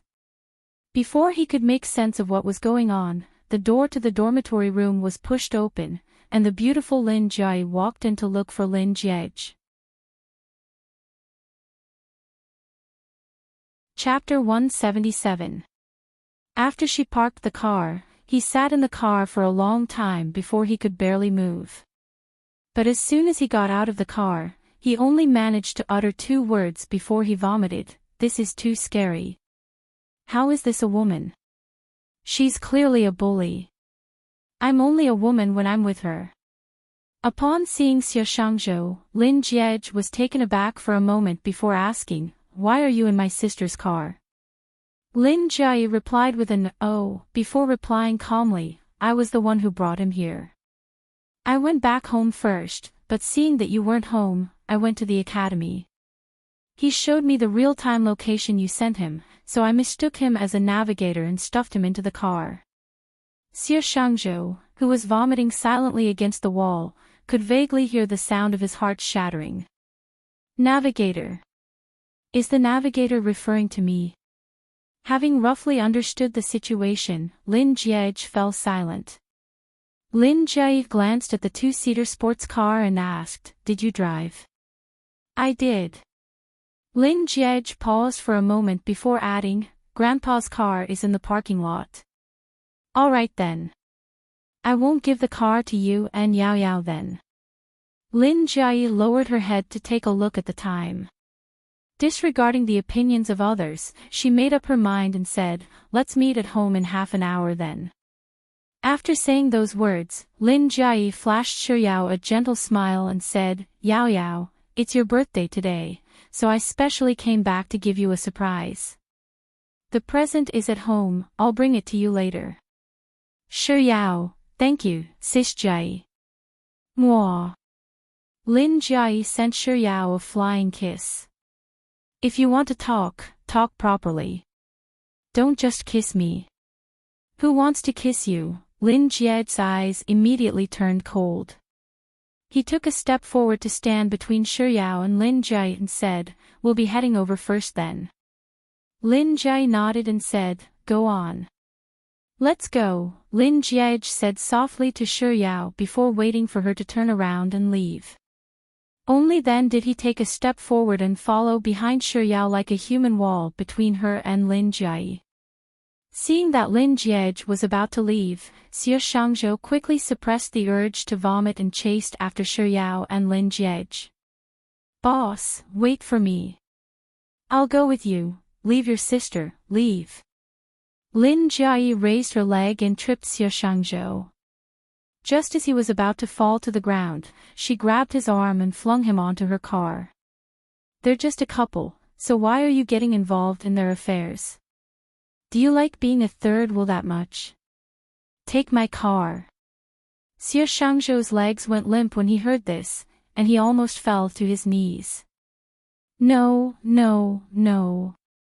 Lin, Sister Lin, there's no need for that. I'll take a taxi myself. I have money." Lin Jie replied passionately, "How could I possibly do that? I brought you here, so I have to bring you back. You're Jie's roommate too, so in order to express my gratitude, I'd like to invite you over to our place as a guest." "No, there's no need." "Boss will invite me, what do you mean? Are you looking down on me?" "No, no, let me tell you, I am the boss of your boss. I really don't look down on you. I think very highly of you, cut the crap and get in the car." 15 minutes later, Lin Jie slammed on the brakes and parked the car in the courtyard. 20 minutes later, Lin Jie's car finally drove into the Lin family residence. It wasn't until the car came to a stop that Lin Jie and Shuyao got out of the car one after another. Did Xie Shangzhou finally manage to stand up with a pale face. Chapter 178. Lin Jie looked at Xie Shangzhou with a bizarre gaze as he thought, "Is there something wrong with your head? Why are you standing around in the courtyard like a fool instead of entering the house?" At the same time, he casually asked, "Where's my sis?" Xie Shangzhou pointed to the brightly lit interior and replied, "She went in." Lin Jie replied with an before leading Shi Yao and Xie Shangzhou into the house.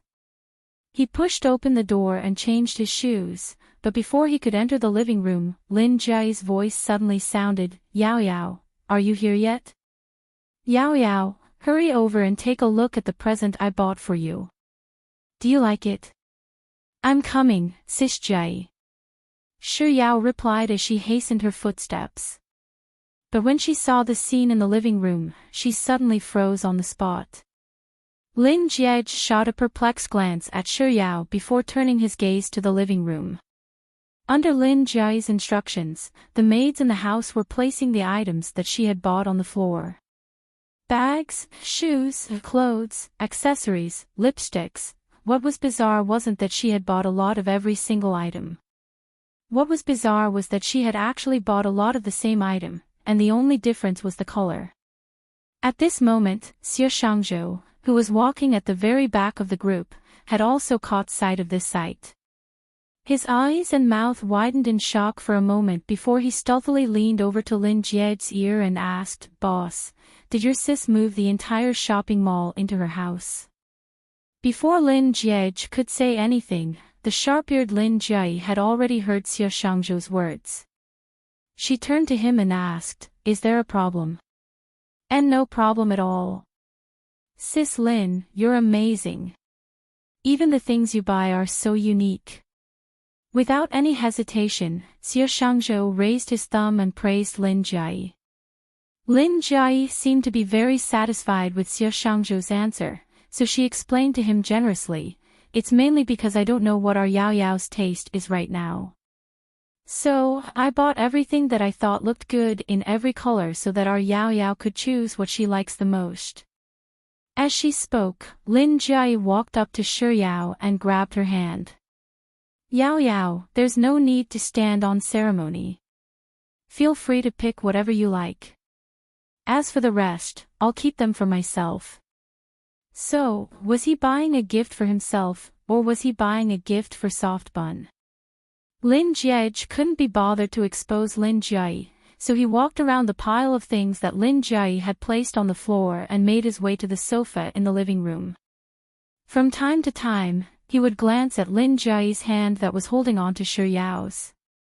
How long had he been holding on to her? Why didn't he let go? "Yao Yao, you should choose more. I might have bought too many things, so it's hard for me to digest them all." As Lin Jie spoke, she began pointing to the items on the floor, asking Shi Yao if she liked them. "Ha, it seems like you do have some self-awareness. You know that you've bought too much." Lin Jie mocked Lin Jie, but seeing that she still wasn't willing to let go of Shi Yao's hand, he casually said, "Why are you holding her hand like that? Are you trying to let her choose, or are you trying to stop her from choosing?" Lin Jie let go of Shi Yao's hand and said, "You can take your time picking then. I'll go get a cup of water first." Shi Yao picked a few items that she liked before thanking Lin Jie. Lin Jie didn't force Shi Yao to continue picking. Instead, she shot a glance at the servants by the side, gesturing for them to move all the items on the floor to her changing room. When they were almost done, Shi Yao suddenly recalled something and ran out of the room. Soon, she returned with a bag in one hand and a bouquet of flowers in the other.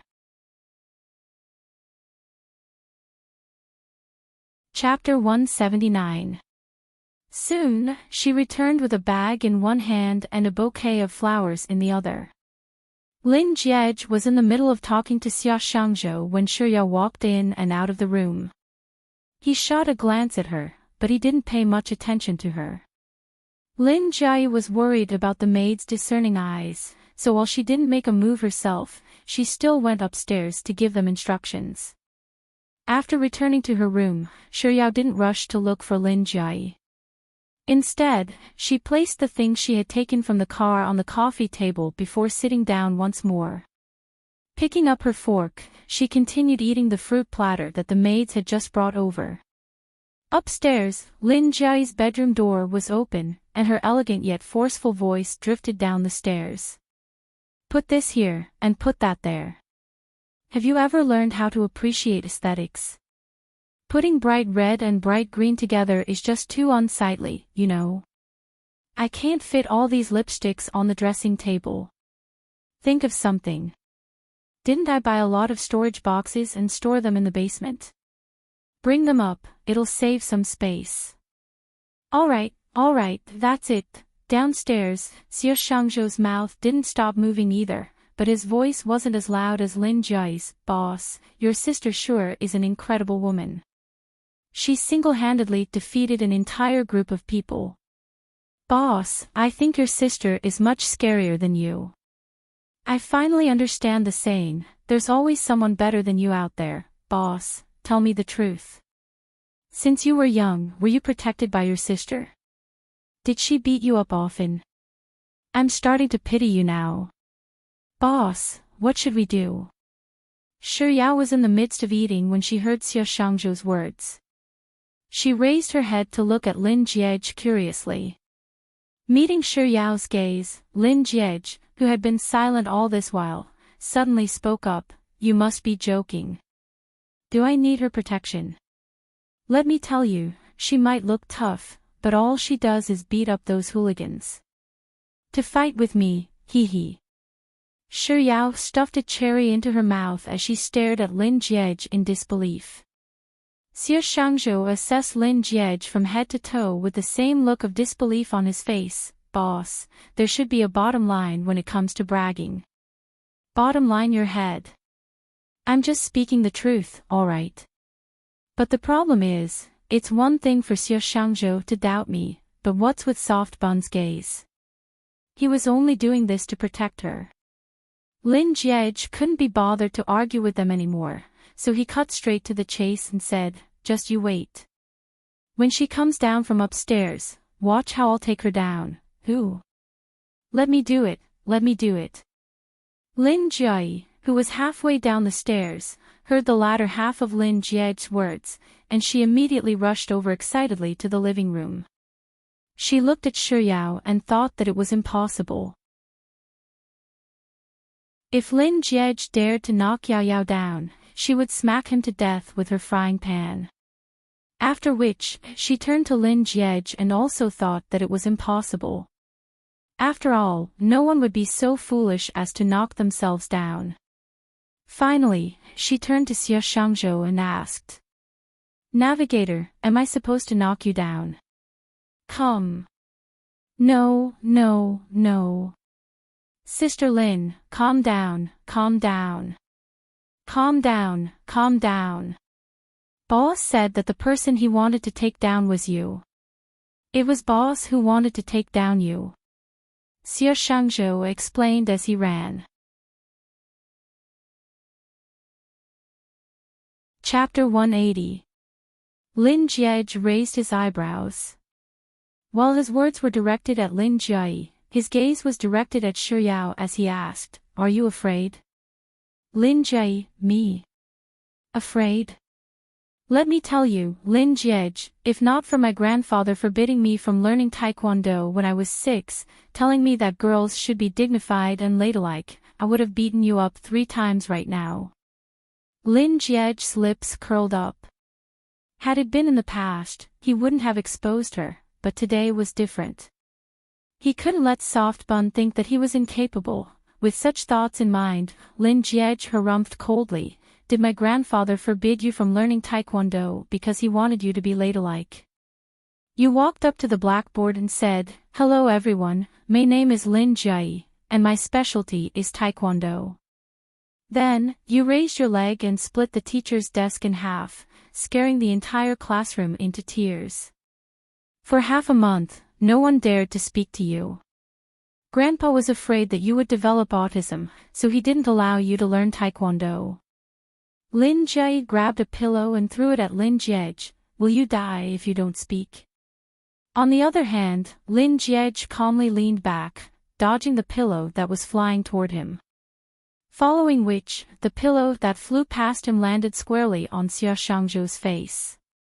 Lin Jie replied without the slightest hint of apology, I'm sorry, GPS. Xie Shangzhou rubbed his aching nose, not daring to voice his grievance. It's fine, sis Lin. Upon seeing this sight, Shi Yao shot Xie Shangzhou a I'll pity you for a second look. A second later, she lowered her head and focused her attention on eating her fruit platter. It was only after she finished the fruit platter that she suddenly recalled the matter at hand. She called out, Sis Jie. She stood up, picked up the fresh flowers on the table, and passed them over to Lin Jie. This is for you. Lin Jie's eyes lit up, and a rare gentleness appeared on her face. Yao Yao, is this the present you prepared for me? But how did you know that I would come back today? I really like it. These flowers are really beautiful. That's not it, Sis Jie. I didn't give this to you. Shi Yao hurriedly shook her head and explained. It's a gift from Lin Jie. Oh, is that so? Lin Jie, who had been brimming with warmth a second ago, suddenly turned cold upon hearing that the gift was bought by Lin Jie. However, since it was Shi Yao who had passed it to her, she still took it. Sis Jie, there's also this. Shi Yao picked up the jewelry bag and passed it over to Lin Jie. Then, she continued. This is also a gift that Lin Jie prepared for you. He said that you received a big project some time ago, so he specially prepared this to congratulate you. He wanted to send it over by air, but your call didn't go through. Give me a call. Lin Jie asked doubtfully. She did turn off her phone after returning to the country, but she didn't see any missed calls when she got off the plane. Lin Jie was just about to continue speaking when Lin Jie, who had been perfectly fine a second ago, suddenly let out a stifled groan before bending over with a pained look on his face. Xie Shangzhou, who was seated beside Lin Jie, immediately panicked upon seeing his reaction. Boss, what's wrong? Chapter 181. Noticing Lin Jie's reaction, Shi Yao immediately ran over to Lin Jie's side and asked, What's wrong? Are you hurt somewhere? Seeing that Lin Jie was in even more pain than before, Shi Yao's tone turned anxious as she said, Why don't we go to the hospital and get an X-ray or something? Xie Shangzhou was also intimidated. That's right. Boss, let's go to the hospital. Little Junior is right. Lin Jie raised his hand with great difficulty and very slowly waved it twice, indicating that there was no need for that. Standing not too far away, Lin Jie, who was watching this scene calmly, saw Lin Jie's reaction, and her lips curled up into a cold sneer. Then, while cursing in her heart, she said, Navigator, help him upstairs. Little Yang, where's the ointment at home? Give it to me. Shortly after Lin Jie said those words, a maid ran out and reported, Young miss, we've run out of the ointment. Shi Yao replied, I'll go buy it. No, it's already so late. Lin Jie rejected Shi Yao's suggestion without any hesitation. Xie Shangzhou raised his hand and said, Big sis Lin, I'll accompany little Junior. Lin Jie instinctively wanted to reject him, but as the words reached the tip of her tongue, she seemed to have thought of something and nodded. All right, you accompany Yao Yao. After which, Lin Jie turned to the maid she had called out and said, Help him upstairs. After Shi Yao and Xie Shangzhou left, Lin Jie carried the bouquet of flowers and accessories Shi Yao had given her and headed upstairs. At this moment, the maid who was helping Lin Jie up the stairs happened to walk out of Lin Jie's bedroom. The maid greeted respectfully, Young Mississippi. Lin Jie waited for the maid to leave before pushing open the door to Lin Jie's bedroom and walking in. She shot a glance at Lin Jie, who was still groaning in pain on the bed. Then, she raised the bouquet of flowers and said with a look of disdain on her face, Lin Jie, it's not like you don't know that I like roses. The more enchanting they are, the more I like them. When did I ever like such a refreshing thing? As she spoke, Lin Jie placed the flowers on the table and began unwrapping the accessories. Ah, why is there a strawberry on this necklace? It doesn't suit my style at all, okay? The more she spoke, the more obvious the disdain on Lin Jie's face became. Also, why do you have this bracelet too? The earrings, the anklet. Lin Jie, does your family sell strawberries? As she spoke, Lin Jie stole a glance at Lin Jie. The young man's expression became somewhat vexed, mixed with a hint of displeasure. Lin Jie lowered her gaze and chuckled. She placed the items back into the jewelry box one by one, restoring it to its original state. After which, she walked up to the bed and looked down at the deformed Lin Jie from above for a moment before saying, "All right, stop pretending." Lin Jie ignored Lin Jie. Lin Jie didn't get angry at all. Instead, she sat by the bed and continued speaking gleefully, "That acting of yours can only fool that stupid GPS and my adorable and obedient little Yao Yao. There's no way you can fool your big sister. You should know that I was the one who helped you bathe when you were young. I know every single hair on your body like the back of my hand." Chapter 182. Was that supposed to be bathing me? Lin Jie finally couldn't take it anymore and spoke up. "That was clearly when you were playing house when you were 4 years old. You threw the 8-month-old me into the water like a doll, and you still have the cheek to say that. If not for my incredible luck, I would have been drowned by you back then." Lin Jie, "All right then. Even if that's what you said, I know you like the back of my hand. Your little tricks won't be able to fool my golden eyes of discerning eyes." After a moment of silence, Lin Jie leaned over to Lin Jie's ear and said, "Honestly speaking, you bought that present for Yao Yao, right?" Lin Jie didn't say a word, but his expression turned a little unnatural. Seeing his reaction, Lin Jie grew even more excited. "You wanted to buy it for Yao Yao's birthday? And use me as a scapegoat? But who would have thought that I would come back, and all your efforts would go to waste?" Sigh, it's such a pity. Lin Jie grabbed a pillow and buried it in his head, refusing to listen to Lin Jie's words. "China doesn't welcome you. Please return to where you belong." I won't. What can you do about it?" Lin Jie swaggered her neck twice before returning to the previous topic. "Don't you hate Yao Yao the most? You didn't even spare her a glance when she came to your house, so why are you giving her a present now? Why are you protecting her even at the cost of getting beaten up? Have you finally realized that I, Yao Yao, am adorable, obedient, beautiful, and innocent? Sigh, let me tell you something. How am I a woman? If I were a man, you wouldn't have been able to arrange a child marriage, but if Yao Yao is willing to follow me to America, we can still get married. After all, same-sex marriage is supported there." Lin Jie. Lin Jie suddenly sat up and called out Lin Jie's name. "Oh. Are you angry? Or are you jealous?" Lin Jie blinked her eyes as she took out her phone. "Let me take a photo. My younger brother has never lost his temper before, so I have to record it. Stay in your current state and don't move. Thank you for your cooperation." Lin Jie, why are you lying down? I haven't taken a photo yet. You're really boring, angry. It can't be, right? Are you really angry? All right then, big sis will stop fooling around with you. Let's get down to business. As she spoke, she stretched her hands toward Lin Jie and rubbed them together.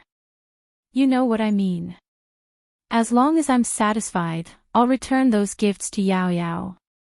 Are you sure you agree to this deal? If you don't agree, I'll do whatever I want with those things. Before Lin Jie could finish her words, Lin Jie had already reached for his phone and tapped on it a few times. Following which, Lin Jie's phone rang.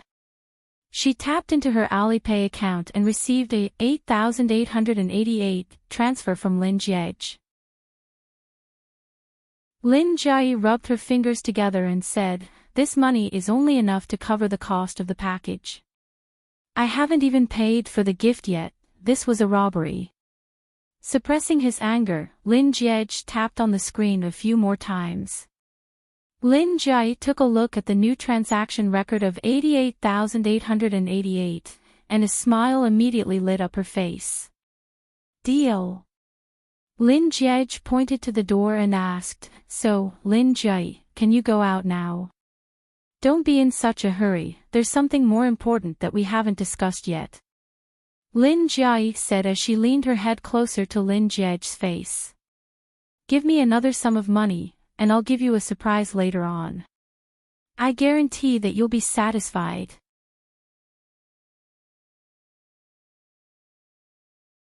Chapter 183. Give me another sum of money, and I'll give you a surprise later. I guarantee that you'll be satisfied. There's no need for more. Just add a 1 in front of that sum of money. If you look like that sum of money, add a 1 in front of it. Lin Jiej flipped over, showing the back of his head to Lin Jiej. "Lin Jiej, let me tell you this. I'm only giving you such a discount because you're my younger brother. If it were anyone else, for example, that stupid navigator, I wouldn't help them even if they kneeled down and called me daddy." Lin Jiej pulled the blanket over his head, not even wanting to show the back of his head to Lin Jiej. "Lin Jiej, are you refusing to cooperate with me with that attitude of yours? Alright then, I won't force you. After all, business requires mutual consent for a successful cooperation. However, you better not regret it. Since I dared to ask for such an exorbitant price, it means that my surprise will surely satisfy you." Seeing that Lin Jiej wasn't moved by her words at all, Lin Jiej refused to give up. "Since you're willing to miss out on this golden opportunity, I won't be able to save you either. However, Lin Jiej, you should know that I'm a person who values integrity above all else. I'm a person who wants to do business over the long term. If I were to disappoint you this time, wouldn't I be unable to earn any money in the future? Do you think that I'll be that foolish?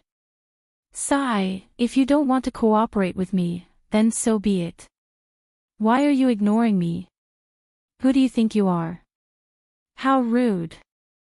Alright, I'll be leaving now," Lin Jiej said as she stood up to leave. She turned around 3 times with every step she took, but seeing that Lin Jiej was still as calm as a chicken, she decided to use her trump card. "I'll go check if my adorable little Yao Yao is back yet. If she's back, I'll bring little Yao Yao out to have some fun." On the bed, Lin Jiej lifted his blanket and sat up.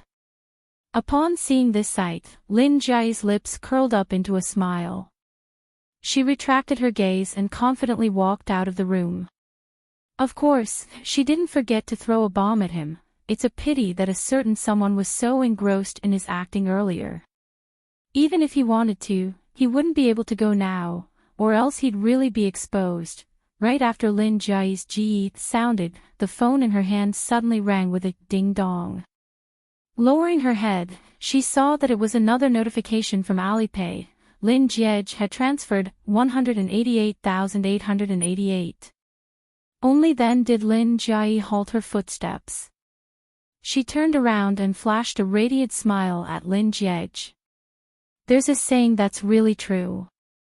A younger brother is indeed an older sister's cotton jacket, little cotton padded jacket my ass."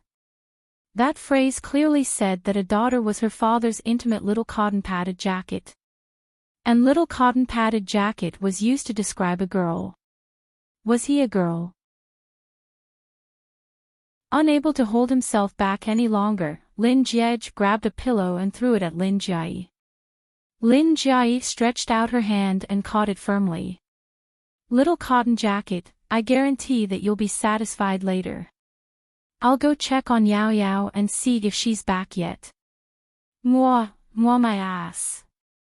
Lin Jiej forcefully pulled the blanket over himself and wrapped himself tightly in it. Not too long after Lin Jai left, several footsteps sounded outside the door. Through the door, Lin Jiej could vaguely hear Lin Jai and Shi Yao's conversation. He knew that Shi Yao and Xie Shangzhou had returned from buying medicine, and they were currently heading toward his bedroom. He immediately crawled out from under the blanket and laid on the bed, returning to his listless state of being unable to move due to the pain. Chapter 184. Little Jacket, take off your clothes, Little Jacket. Shi Yao, who was following closely behind Lin Jai, blinked her eyes upon hearing those two words as she stared at Lin Jiej with a dazed expression. Little Jacket, is she referring to Lin Jiej? As this thought flashed across Shi Yao's mind, she couldn't help but blink her eyes once more. Xie Shangzhou, who was walking at the back, heard the words, Little Jacket, as soon as he reached the entrance of the bedroom. He stared at Lin Jai in horror as he froze at the entrance of the bedroom, not daring to take another step forward. Lin Jai impatiently raised her leg and kicked Lin Jiej's buttocks. Hurry up, Little Jacket, take off your clothes. Are you trying to embarrass me? It's one thing to kick me in front of Soft Bun, but why did you have to kick my buttocks? Is this the surprise she's talking about? Just you wait, I'm going to steal your bank card in a moment. While Lin Jiej was fuming with rage, Lin Jai, who had completely lost her patience, placed the medicine bottle on the bedside table, bent down, and pulled Lin Jiej's t-shirt up. Then, with a forceful tug, she pulled the t-shirt off Lin Jiej's head. Lin Jai's crude actions caused Shi Yao to subconsciously call out for her to be gentler, but before she could say anything, the upper half of Lin Jiej's body was already exposed before her eyes. His skin was fair, and it was even more delicate than a lady's. There were a few bruises on his back, but it didn't affect the beauty of his figure in the slightest. Lin Jiej was usually quite skinny, so she didn't think that he would have muscles on him. Even though he was lying on his stomach, from the side, she could still vaguely see his abs and muscular chest. Ah! How can I keep staring at a man's body? Realizing this problem, Shi Yao's face reddened, and she quickly averted her gaze. Taking in Shi Yao's reaction, Lin Jai didn't say a word, but her lips curled up into a meaningful smile. Holding the medicine bottle in her hand, she muttered under her breath, "How do I use this medicine?" As she poured half a bottle of medicinal wine onto Lin Jiej's back. Hearing Lin Jai's soft words, Shi Yao shot another glance at Lin Jiej and reminded, "Sis Jai, that's not how you should use the medicinal wine. You should pour it into your palm to warm it up first." But before Shi Yao could finish her words, Lin Jai had already placed her hand on Lin Jiej's back.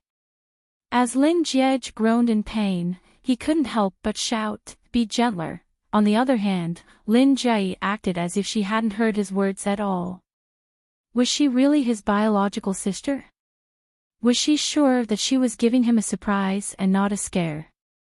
A second after Lin Jiej finished cursing inwardly, he sucked in a sharp breath of air in pain. "Gentler, gentler. Do you know how to apply medicine? Let me tell you, I wasn't crippled by anyone. I was crippled by your medicine."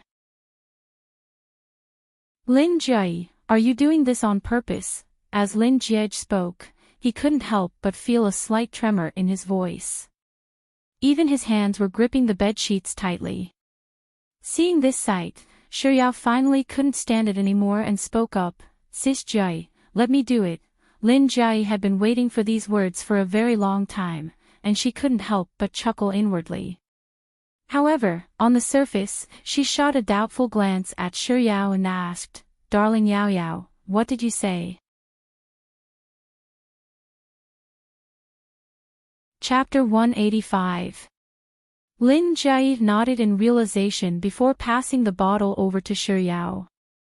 "All right then. Babe Yao, I'll be troubling you then." Shi Yao took the bottle and shook her head before replying softly, "It's fine. It just so happens that I'm hungry too. I'll go downstairs and have the servants prepare some food." "Babe Yao, are you hungry?" Do you want to eat something? Seeing that her plan had worked, Lin Jiayi quickly found an excuse to slip away. Upon hearing that there was food, Shi Yao's eyes lit up. I want to eat glutinous rice balls, mango pudding, steamed eggs with milk, tofu pancakes, puffs, and the cherries I just ate. They're so sweet. Lin Jiayi, who had asked casually, didn't pay much attention to Shi Yao's words. It was only after Shi Yao finished speaking that she was stunned. What should I do? I didn't remember it. Lin Jiej, who had already recovered from the pain, saw Lin Jiayi's reaction, but he couldn't be bothered to ridicule her.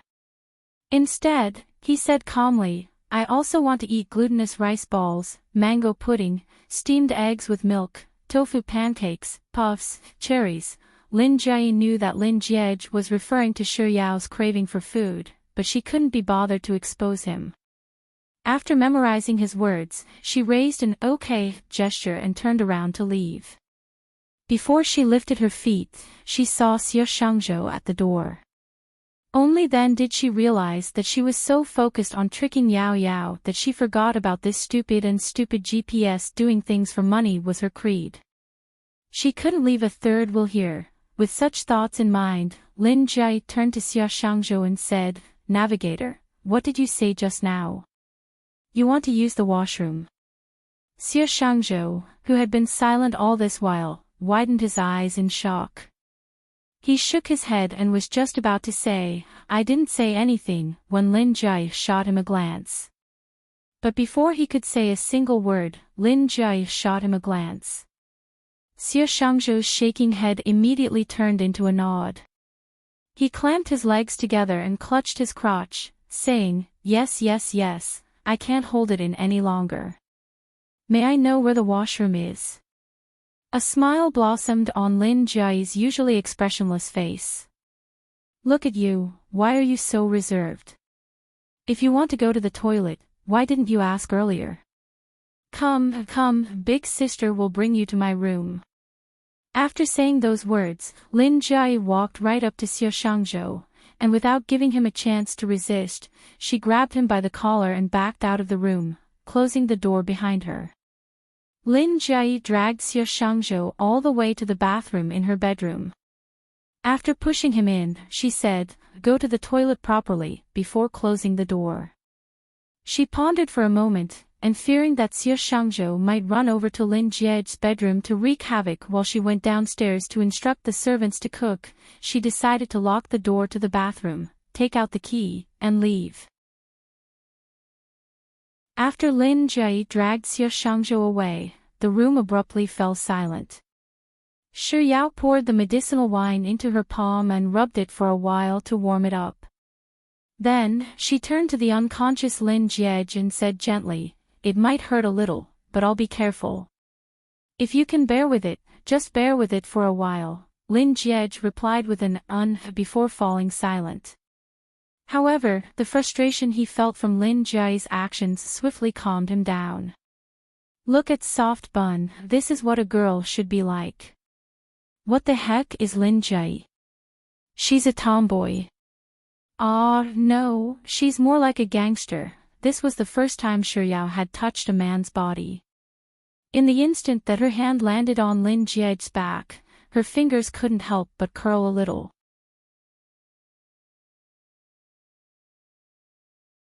Chapter 186. A moment later, she carefully applied the ointment on his wound. Her hands were very soft, and her strength was very gentle. While he felt a little pain when she touched the bruise, it was more of a numbing electric shock. Lin Jiej's throat tightened, and his body stiffened. Noticing his abnormality, Shi Yao immediately froze in fright and asked, Did I hurt you? Lin Jiej's entire mind was fixated on Shi Yao's hands on his back, and he hesitated for a moment before shaking his head lightly. No, oh. Shi Yao replied. She thought that Lin Jiej was too embarrassed to admit that it hurt because he wanted to save face, so she softened her grip even more. To Lin Jiej, Shi Yao's actions made him feel even more tormented than before. But amidst this torment, his lips couldn't help but curl up slightly. His back was facing her, so she couldn't see it. Nevertheless, he still couldn't help but bury his face into the pillow, and a light shade of red slowly crept up his fair ears. The smell of the medicinal wine filled the entire room. Aside from her occasionally asking him in a low voice, "Does it hurt?" and "Are you okay?" to which he would reply, "No," and "I'm okay," there was no other sound in the room. After some time, Yao finally said, "I'm done." Then, she moved her hands away from Lin Jiej's body and headed to the washroom. The stifled Lin Jiej was silent for a long while before he finally recovered from the indescribable torture and heaved a sigh of relief. "Is this the surprise that Lin Jie has prepared for me? It doesn't seem too bad. Even though I've made a loss, it's still worth it." With such thoughts in mind, Lin Jiej couldn't help but recall the feeling of Yao's hands sliding across his back earlier, and his lips couldn't help but curl up once more. When Yao walked out of the washroom, she suddenly recalled the dirty bedsheets she saw when she was applying the ointment on Lin Jiej, so she said, "Sis Jai poured too much medicinal wine earlier, and it spilled all over the bed. Let me help you change the bedsheets." Hearing Yao's voice, Lin Jiej raised his hand to cover the corner of his lips. When he finally managed to rein in his smile, he replied calmly, "All right." He paused for a moment before adding, "The bed sheets are in the changing room." Yao replied with an "okay" before heading to the changing room and coming out with a clean set of bed sheets. When Yao walked up to the bed, Lin Jiej was just about to climb up from the bed when he suddenly froze in place. He had been lying on his stomach the whole time, so he didn't notice it. Now that he got up, he realized that his body was actually reacting. Closing his eyes, Lin Jiej tried his best to calm himself down. Seeing that Lin Jiej had stopped moving after a moment, Yao thought that his back was hurting so much that he couldn't move at all. So, she tossed the bedsheet onto the sofa by the side and walked over to the bed. "Are you in so much pain that you can't get up? Let me help you." As she said those words, Yao's hand touched Lin Jiej's arm. It hadn't been easy for Lin Jiej to calm himself down, but Yao's touch seemed to be adding fuel to the fire, and his reaction grew even more intense. Lin Jiej reflexively waved his hand in an attempt to dodge Yao's arm, but in the heat of the moment, he accidentally used too much force and flung Yao away. Fearing that she would fall, he hurriedly pulled her arm forward, bringing her into his embrace. Chapter 187. Yao might be thin, but when she fell into Lin Jiej's embrace, he still felt a slight pain in his chest. But that pain only lasted for a second before Lin Jiej's senses were flooded with a sweet and tender sensation. The nefarious fire in his body burned to its peak, burning Lin Jiej's mouth dry up, and his throat constricted. Yao was dazed for 2 seconds before she finally recovered. She had actually buried her face in Lin Jiej's neck. He wasn't wearing any clothes, so she could clearly feel the smoothness of his skin. Yao's face reddened, and she subconsciously tried to struggle free from Lin Jiej's embrace. It was hard to tell whether it was due to nervousness or panic, but Yao tried to struggle free from Lin Jiej's embrace, but to no avail. Her face turned even redder, and she became even more flustered. The more flustered she was, the more flustered her thoughts became. In a moment of desperation, she tried to break free from his embrace, but she ended up reaching for his shoulder instead. Lin Jiej's breathing abruptly halted, and the fingers that were holding onto Yao's wrist started trembling. Just what in the world is Soft Bun doing? Why is she moving around like this, and why is her hand on my shoulder? Doesn't she know that she's trying to take my life? Lin Jiej didn't dare to move in the slightest, fearing that he would offend her in any way. But Yao's movements didn't stop. Her face was almost touching his ear, and the soft breath she was exhaling just happened to land right on the base of his ear. Lin Jiej's Adam's apple moved slightly, and he couldn't help but curse inwardly, is soft bun a seductress? She's such a seductress, and a torturous seductress at that. The heck, torturous seductress, torturous seductress. Can someone tell me where I learned those words from? Completely oblivious to Lin Jiej's abnormality, Yao's hand inadvertently touched Lin Jiej's chest. Lin Jiej's body jolted, and he abruptly flipped over, pressing Yao beneath his body. This time, this seductress, Pui. Soft bun won't be able to move anymore, right? With this thought in mind, Lin Jiej lowered his head, and his gaze met with Yao's eyes. Yao didn't move anymore, as he wished. However, Lin Jiej couldn't help but feel that this position was much better than having her squirming around on his body.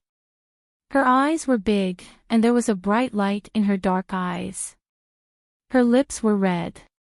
That appearance. No matter how you looked at it, why did it look like she was seducing someone to commit a crime? His rationality told him that he should let go of her and leave, but it was as if a spell had been cast on him. He couldn't move at all. He didn't know how long he had been supporting himself on top of her and staring at her. His head couldn't help but start to sink bit by bit. Just as his lips were about to touch hers, the door to the bedroom suddenly opened, and Lin Jiai's hurried voice sounded, "Yao Yao, are you done applying the ointment? Supper is ready, come and eat." Ah! Lin Jiai froze for a moment.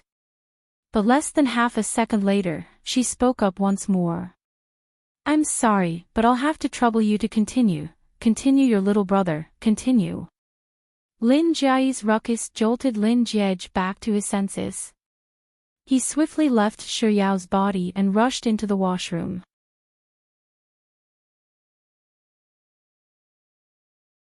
Chapter 188. 10 minutes later, Lin Jiej walked out of the bathroom in his bathrobe, only to see Lin Jiai standing guard by the door. Ignoring Lin Jiai, Lin Jiej walked straight into the changing room and locked the door from the inside. After changing into a clean shirt, he walked out of the changing room, and Lin Jiai was still there. This time, upon seeing him, Lin Jiai immediately spoke up, "I've already given the things you bought to Yao Yao." As if Lin Jiai didn't exist, Lin Jiej walked over to the dressing table and picked up the hairdryer to dry his hair. Lin Jiai walked up to him and continued, "Lin Jiej, the only surprise I've prepared for you is to have Yao Yao apply medicine for you." "I didn't go back on my word, did I? How could I have known that you'd actually push my innocent little Yao Yao onto the bed?" Lin Jiej stopped drying his hair and glared at Lin Jiai. "Lin Jiai, all right, it's your innocent little Yao Yao." Lin Jiej remained impassive, not reacting at all. Lin Jiai continued, "Why don't we do this instead? I'll give you an after-sales service right now." As she spoke, Lin Jiai took out her phone and reluctantly tapped on it. Then, the phone that Lin Jiej had placed on the table suddenly rang. It was a notification from Alipay. Lin Jiai had transferred 88 renminbi to him. 88 renminbi, and she still has the cheek to take it out. Lin Jiej still had no intention of saying anything. He continued to blow his hair. "I'll add a little more then." As Lin Jiai said those words, Lin Jiej received another sum of money from Alipay. "Can't I be a little more generous this time around?" Seeing that Lin Jiej was still unmoved, Lin Jiai continued transferring her RMB. "Is it enough this time around?" "Not enough." Lin Jiai gritted her teeth and transferred another RMB. "Lin Jiej, let me tell you, this is my bottom line. I can't go any further than that. Besides, you've only transferred me money 3 times while I've transferred you money 4 times. Also, the amount I transferred last time is equal to yours. Also, let me tell you, the after-sales service on Taobao will only refund you 10 renminbi at most. It's really rare to see someone as generous as me. Your skin is as thick as the city walls. Indeed, it's rare to see someone as generous as you. Lin Jiej put down his phone and scratched his head in front of the mirror. Lin Jiej put away her phone and leaned over to Lin Jiej with a gossipy look on her face. Hey, how far did you go with Yao Yao? Did they kiss? Did you touch it? At the end of her question, Lin Jiej noticed that Lin Jiej's expression was growing colder and colder, so she couldn't help but ask in disappointment, it can't be, right? Didn't do anything. Lin Jiej, can you really do it? 1 hour. 1 hour. You didn't do anything for an hour. Some men are done in 3 seconds. Lin Jiej, are you sick in the head? You're the one who's sick. Your whole family is sick. Besides, it was none of her business whether he could do it or not. If even Soft Bun isn't worried about it, why should I be?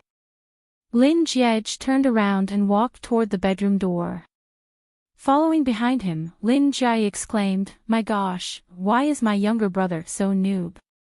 Lin Jiej, don't walk so quickly. You need to watch some Japanese films to develop your knowledge in that field.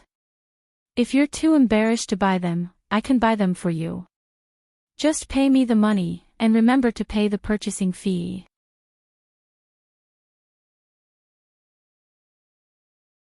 Chapter 189. Seeing that Lin Jiej was finally willing to talk to her, Lin Jiej replied happily, that's right. I'm going to Xi'an and Chongqing to play. I've already booked my itinerary. Do you and Yao Yao want to come along? Lin Jiej ignored Lin Jiej's words and continued calmly, there's something I forgot to tell you. Lin Jiej, what is it? Just now, Mom and Dad said in the WeChat group that there's a small problem with a collaboration, so they have to return to Beijing. I accidentally let it slip that you're back from the United States, and they said that it's great that you can go with them. They don't need to make a special trip. While Lin Jiej's face was slowly crumbling, Lin Jiej intentionally paused for a moment before continuing on. Oh, the payment for this collaboration has already been paid, so you won't be getting any money out of it. I'm guessing that Mom and Dad should be giving you a call by now. Right after Lin Jiej said those words, Lin Jiej's phone suddenly rang. On the screen of the caller ID, the words "Mother" appeared. Lin Jiej picked up the call and replied, yes, Mom. I'm back. Isn't it Yao Yao's birthday today? Sure, no problem. I'll head over to the company tomorrow. While Lin Jiej was speaking, Lin Jiej was leisurely making his way down the stairs. Even if she had been eating rice for 3 years longer than him, she was still lacking in the end. Vacation. Dream on. You love money. I'll let you work for free without getting paid. In any case, the present he bought for Soft Bun was already back in her hands, so he had nothing to fear. Just as Lin Jiej reached the last step, Lin Jiej's furious roar sounded from behind. Lin Jia. Without waiting for her to finish her words, Lin Jiej turned to look at Lin Jiej and said with a look of pity, have you already booked the flight tickets and hotel to Xi'an and Chongqing? If you return them, you'll have to deduct the processing fee. What a waste. Lin Jiej, I'm your elder sister. Lin Jiej calmly turned around and walked toward the dining room. Lin Jiej, stop right there. How dare you set me up? I'm so angry, Before Lin Jiej could finish her words, Lin Jiej had already pushed open the door to the dining room. Shi Yao, who was in the midst of eating, suddenly turned her head toward the door with a bulging mouth. Noticing Shi Yao's gaze, Lin Jiej smiled faintly and took several deep breaths. She couldn't afford to expose herself in front of Shi Yao. After all, she'd tricked her earlier too. How infuriating. Lin Jiej was clearly the one who had tricked Shi Yao in the first place, but now, she couldn't reveal everything just to retaliate against him. No wonder he was so calm and dared to provoke her. Her sinister brother had a card up his sleeve. They clearly had the same father and mother. How could her younger brother be so sinister, cunning, black-bellied, and hateful? He wasn't at all like her, who was beautiful, sweet, and adorable. Lin Jiege paid no heed to Lin Jia's frenzied state. He pulled out a chair and sat across from Shuyao. Shuyao shot a glance at Zuan, and she couldn't be bothered to wonder what was wrong with Lin Jie anymore. With a reddened face, she lowered her head and continued making friends with the glutinous rice balls in her bowl. The servants brought out the supper that Lin Jiege had ordered one by one and placed them in front of him. Before he left, the servant gave him a strange look.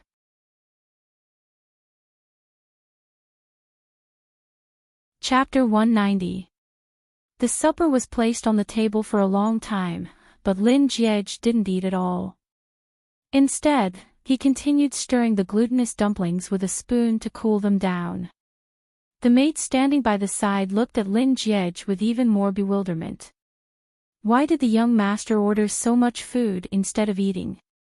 Is he here to waste food? Just as the maid made up her mind, Lin Jiege lowered his head to take a look at the glutinous dumplings. Seeing that the temperature was suitable, he scooped up a glutinous dumpling and placed it into Shuyao's empty bowl. Shuyao raised her head and followed Lin Jiege's retracting spoon to look at his elegant face. Noticing the doubt in her eyes, Lin Jiege replied softly, "I can't finish it, so I'll share some with you." "Thank you." Shuyao thanked him happily before lowering her head to stuff the glutinous dumpling that Lin Jiege had just given her into her mouth. Lin Jiege scooped another glutinous dumpling for Shuyao, and after she was done, he continued feeding her. It didn't take long for the glutinous dumplings to be emptied. Then, he switched to steamed eggs with milk, followed by puffs, mango pudding, tofu pancakes, and cherries. By the time Shuyao was done with the 2 portions of supper, the maid standing by the side finally realized what was going on. The young master wasn't here for supper but to feed Miss Shuyao. No, that's not right. Was the young master feeding Miss Shuyao or feeding them dog food? Seeing that the dishes on the table were all empty, Lin Jiege asked, "Are you full?" Shuyao nodded. She turned to look at Lin Jiege, but a second later, she recalled what had happened upstairs. She lowered her head and replied with an embarrassed mm. In contrast to her embarrassment, Lin Jiege's reaction was much calmer. "It's getting late. I'll send you home." Shuyao nodded once more and replied with a soft mm. She waited for Lin Jiege to get up before following him to the courtyard. As they passed by the living room, Shuyao didn't forget to bid farewell to Lin Jie. Lin Jiege was still driving his grandfather's car. This time, he didn't let Shuyao open the car door herself. Instead, he stopped by the front passenger seat and opened the door for her. After such a scene in Lin Jiege's bedroom, it was inevitable that the two of them would feel a little awkward. Thus, even after the car had driven quite a distance away, neither of them spoke a word. But just as they were about to leave the city, a thought suddenly came to her mind, and she exclaimed, "Sh*T." Startled by her, Lin Jiege abruptly stepped on the brakes and asked, "What's wrong?" We haven't paid for the crayfish we ate at Taste of Home, so, it's about this matter." "Is there a need to make such a fuss?" Lin Jiege stepped on the gas pedal and calmly replied, "Let's just treat it as a free meal then." "Isn't that great?" "That's not good. I really like their crayfish, and I'm planning to go there again in the future. If I were to dine in Dash, how am I supposed to eat in the future?" Shuyao said confidently. So, Soft Bun's point isn't that it's immoral to dine in Dash, but that she can't eat it anymore in the future. Lin Jiege fell silent. "When I return to school tomorrow, I'll drop by their shop and make up for the money." Shuyao was already trying to think of a way to salvage the situation. Knowing that Shuyao was serious, Lin Jiege could only tell the truth, "I've already paid for the bill." "Oh." Shuyao heaved a sigh of relief. Then, she quickly asked, "How much is it?" "I'll pay you." "There's no need for that." "How can I do that?" "We agreed that I'll treat you to a meal. If you don't want it, I'll treat you another time." This time, Lin Jiej didn't turn her down. When they arrived at Shi Yao's house, just as she was about to get out of the car, Lin Jiej suddenly called out to her, "Take a look at the things in the trunk. Are you interested?"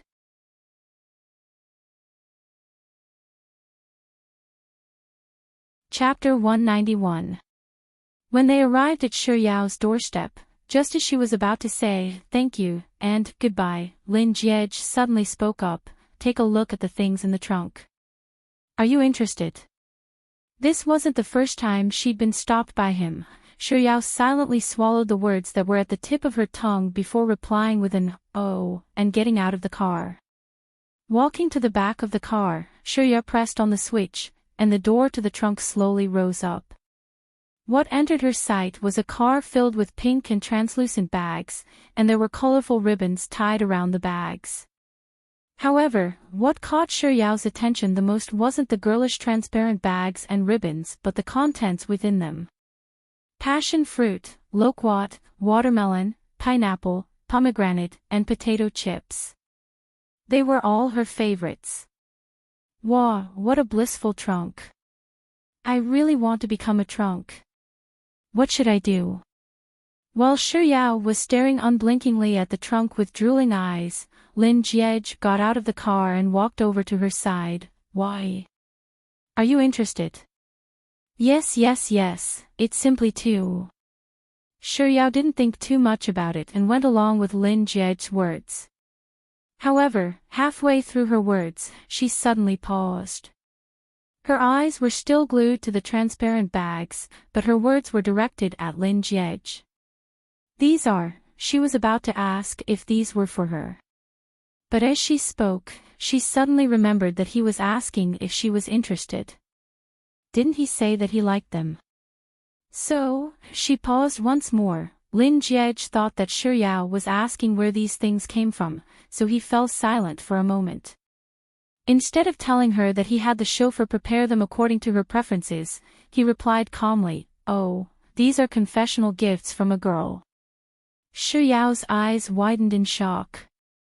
Noticing the change in her expression, Lin Jiej realized that there was something wrong with his random excuse.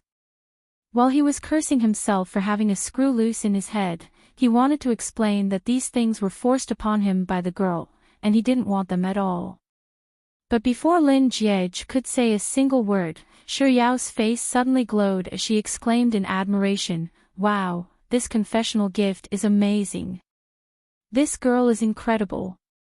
The words that Lin Jiej was about to say got stuck in his throat, and he found himself unable to speak anymore. In the end, she didn't react like that because of the girl's confession, but because of the food. He was the one who had spent money to prepare this, but now she was praising a girl who didn't even exist. Did this count as shooting himself in the foot?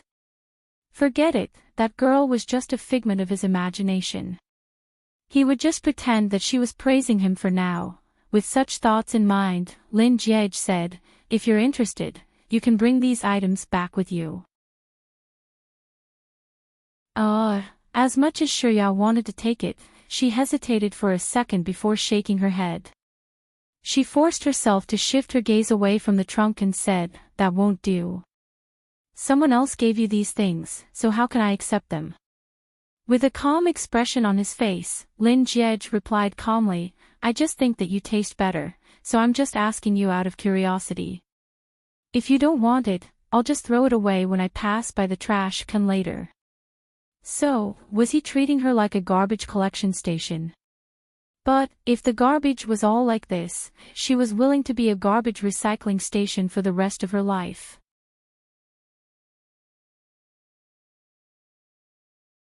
Chapter 192. By the time Lin Jiej returned to the city, it was already 1 in the morning.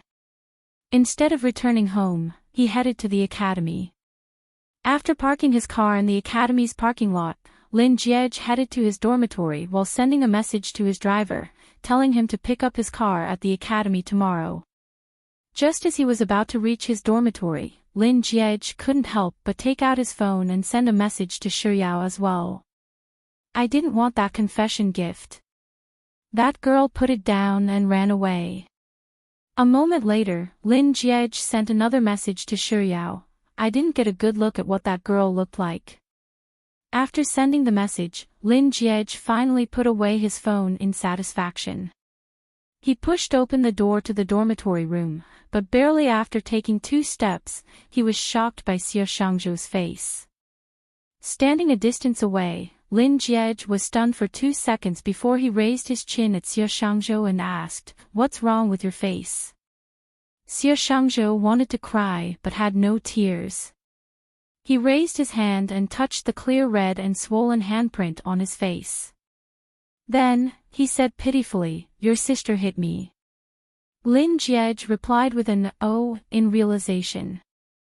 Then, as he walked into the dormitory room, he said, "She might be a little violent, but she wouldn't hit you for no reason. You must have done something that deserved a beating." "What do you mean by, did something that deserved a beating?" Xie Shangzhou abruptly stood up and began to explain everything that had happened. "Boss, I'm telling you, I don't know anything.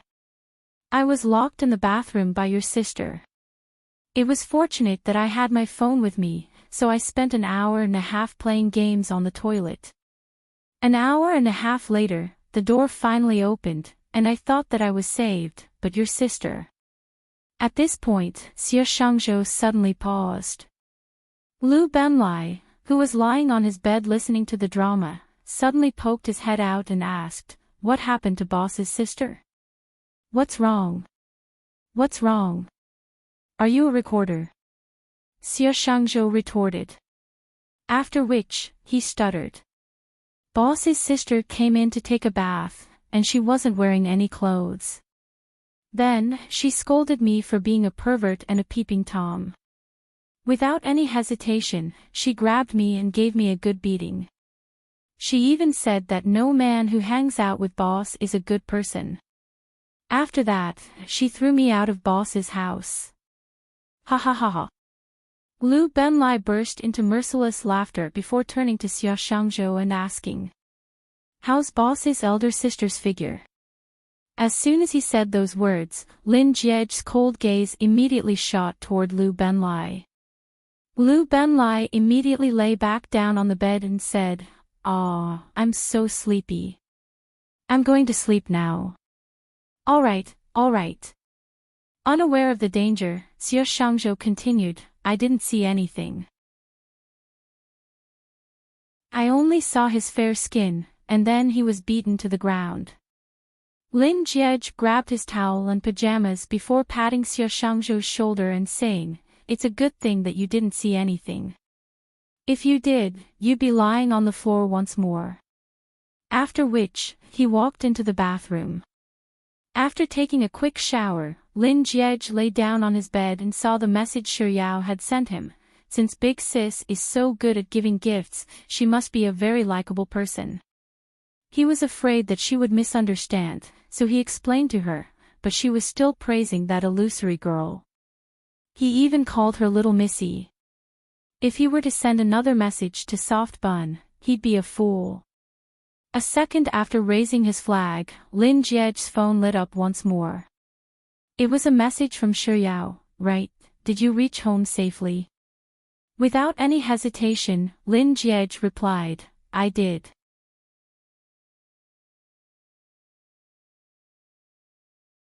Chapter 193. Almost without any hesitation, Lin Jiej replied, "I'm here." Lin Jiej paused for a moment before tapping on the keyboard once more. "I didn't go home. I went back to school." After sending the messages, Lin Jiej looked at the 2 messages he had replied to on the screen before turning his gaze back to his hands that were holding on to his phone. A second ago, he was still swearing with his teeth clenched tightly together, but a second later, upon seeing her message, he immediately replied. Not only that, he replied within seconds, and 2 at that. The face slaps came too quickly, like a tornado, but then again, it's my hands that are being shamed, not him, so it doesn't matter anymore. While Lin Jiej was deep in thought, Shuyao replied, "It's good that you're safe." At the end of the message was a silly smiley emoji. Looking at the emoji, Lin Jiej couldn't help but imagine the look on her face when she saw the trunk of her car filled with her favorite food. She was always that simple.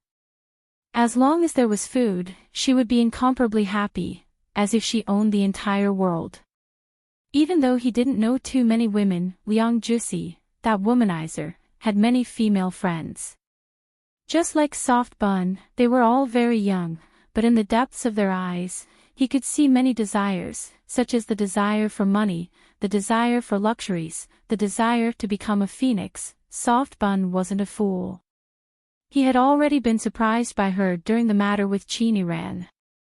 If she wanted something, it should be easy for her to obtain it, but she didn't use any scheming or scheming at all. There were very few people in the world who could live their lives as simple and pure as Soft Bun, right? In that instant, a phrase flashed across Lin Jiej's mind, knowing the world but not the world, that's the most beautiful maturity. He thought that this was probably Soft Bun's greatest charm. It was a realm that many people couldn't reach in their lifetime. Due to his absent-mindedness, Lin Jiej didn't reply to Shuyao's message. However, Shuyao sent him a new message: "If your back still hurts tomorrow, it's best for you to go to the hospital to have it checked. I don't want any sequelae. Is Soft Bun showing concern for me?" A smile crept up Lin Jiej's face. He tapped on his phone and replied with an before adding, "Got it. Shuyao, also, thank you for today." "Shuyao, I have many things to thank you for." There were many things that Lin Jiej could understand without having to go into too much detail. For example, the things he bought at W shopping mall, the bill for Taste of Home, the incident with Chiniran, and the trunk of food. Lin Jiej's heart suddenly softened a little. Even his tapping on the keyboard had become much gentler. He replied, "You're welcome." He replied, "Good night." She quickly replied with an "okay" emoji. He didn't reply, and she didn't send him any more messages. He put down his phone, closed his eyes, and soon fell asleep. Then he dreamed of her, and in the dream, she did something indescribable with him. After that, he woke up and went to the toilet. After replying to Lin Jiej's message, Shuyao couldn't hold back her drowsiness any longer, and she fell into a blurry state of sleep. After an unknown period of time, she began to dream. The dream was illusory yet real.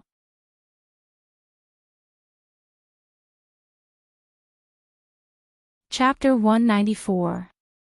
In her dream, she was eating happily and blissfully, but this heavenly dream didn't last long. She saw Chiniran swinging a stick at her and Lin Jiej pulled her into his embrace. Even though the dream was noisy, she still heard the words, "Happy birthday, Soft Bun, happy birthday, Shuyao." Following which, the scene abruptly changed. She was pinned down on the bed, and his face was inches away from hers.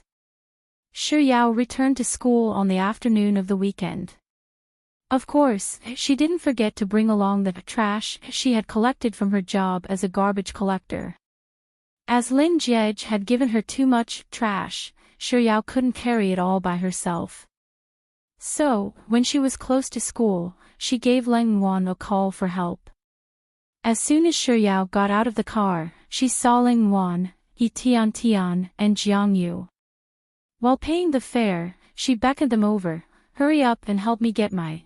Just as the word trash was about to slip out of her mouth, Shuyao realized that she had been led astray by Lin Jiej, so she quickly corrected herself. "Stuff." Then, the four of them carried bags of various sizes back to their dormitory room.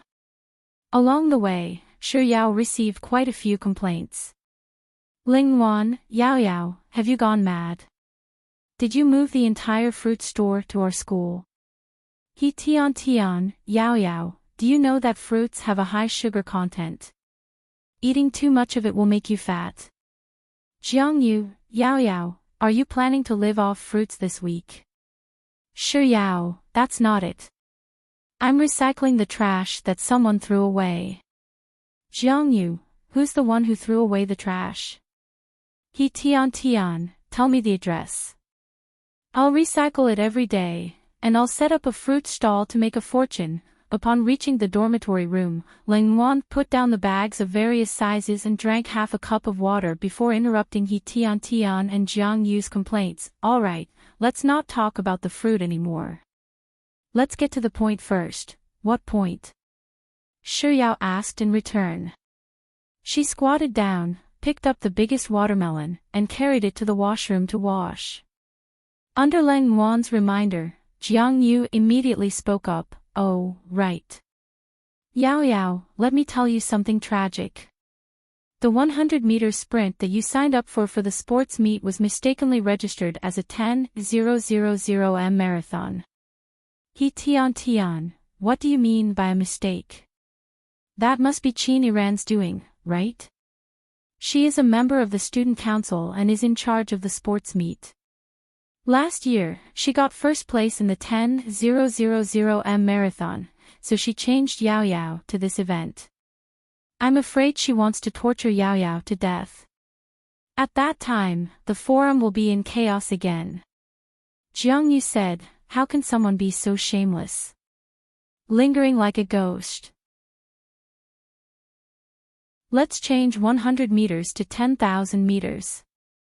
Compared to the other two's pointless roasting, Ling Wan's words were more practical. Yao Yao, I've gone to the class monitor to reason with him, but he said that the decision has already been made, and it can't be changed. If you really can't run away, you should just participate in it as a token. Shi Yao nodded as she passed the sliced watermelon over to her 3 roommates. Come, have some watermelon.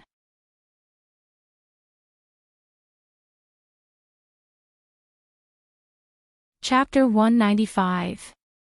She wasn't stupid. Why would Jiang Yu ask her that? Shi Yao shot Jiang Yu a peculiar look. After swallowing the watermelon, she nodded her head vehemently and said, I understand.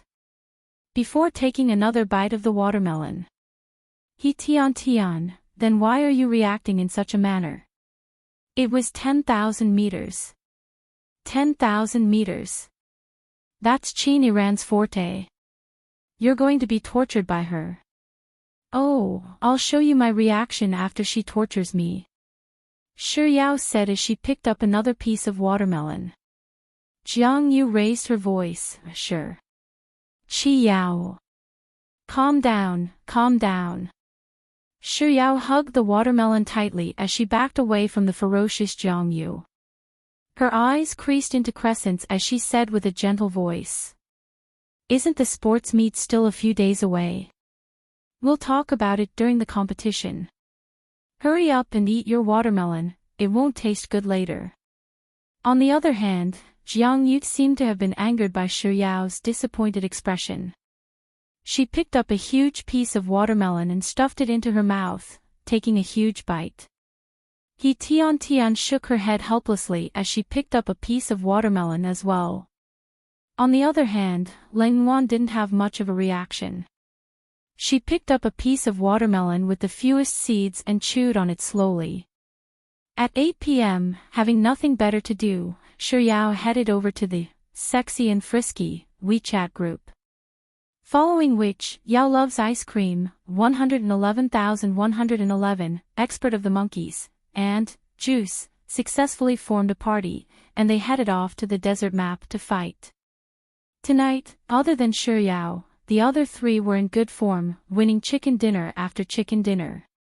When it was almost 9:30 p.m., the game ended. When he returned to the hall, a message appeared on the screen. It was from 111111. I have something to do later, so I can't play anymore. Seeing those words, Shi Yao also spoke up, what a coincidence. I can't play anymore either. Juice, Sis Yao, you have something on as well. Hearing Juice's question, Shi Yao retracted the potato chips that were just about to reach her mouth. It's nothing much. It's just that I'm going on a date with my Adonis. Expert of the monkeys, Adonis. Expert of the monkeys, Sis Yao, you have a boyfriend? No, my idol is my idol. Shi Yao swallowed the potato chips in her mouth and quickly explained, he's going to live stream later, so I'm going to watch it. Expert of the monkeys, I see. Shi Yao wasn't sure if it was just her imagination, but for some reason, she felt as if Expert had heaved a sigh of relief. Juice, a live stream. Which celebrity is doing a live broadcast tonight? Why didn't I see any publicity? Yao loves ice cream. My idol isn't a celebrity. He's a professional gamer. The reason why I'm playing PUBG is because of him. It was as if Shi Yao was sharing her most precious treasure, and she couldn't hide the pride in her words at all. Let me tell you guys. I'm sure you've heard of my idol's name. He's Legend, the captain of AE Squadron, the legend who won the championship for 3 consecutive years. Did you guys know that my idol is super powerful? He's known as the Demon King, El God, and the Sniper God. In this world, besides Yuan Longping, the person I admire the most is him. As a qualified glutton, the father of hybrid rice was worthy of respect. With such thoughts in mind, Shi Yao was just about to continue praising her Adonis when a melodious voice suddenly sounded in her earpiece. Why do you like Legend?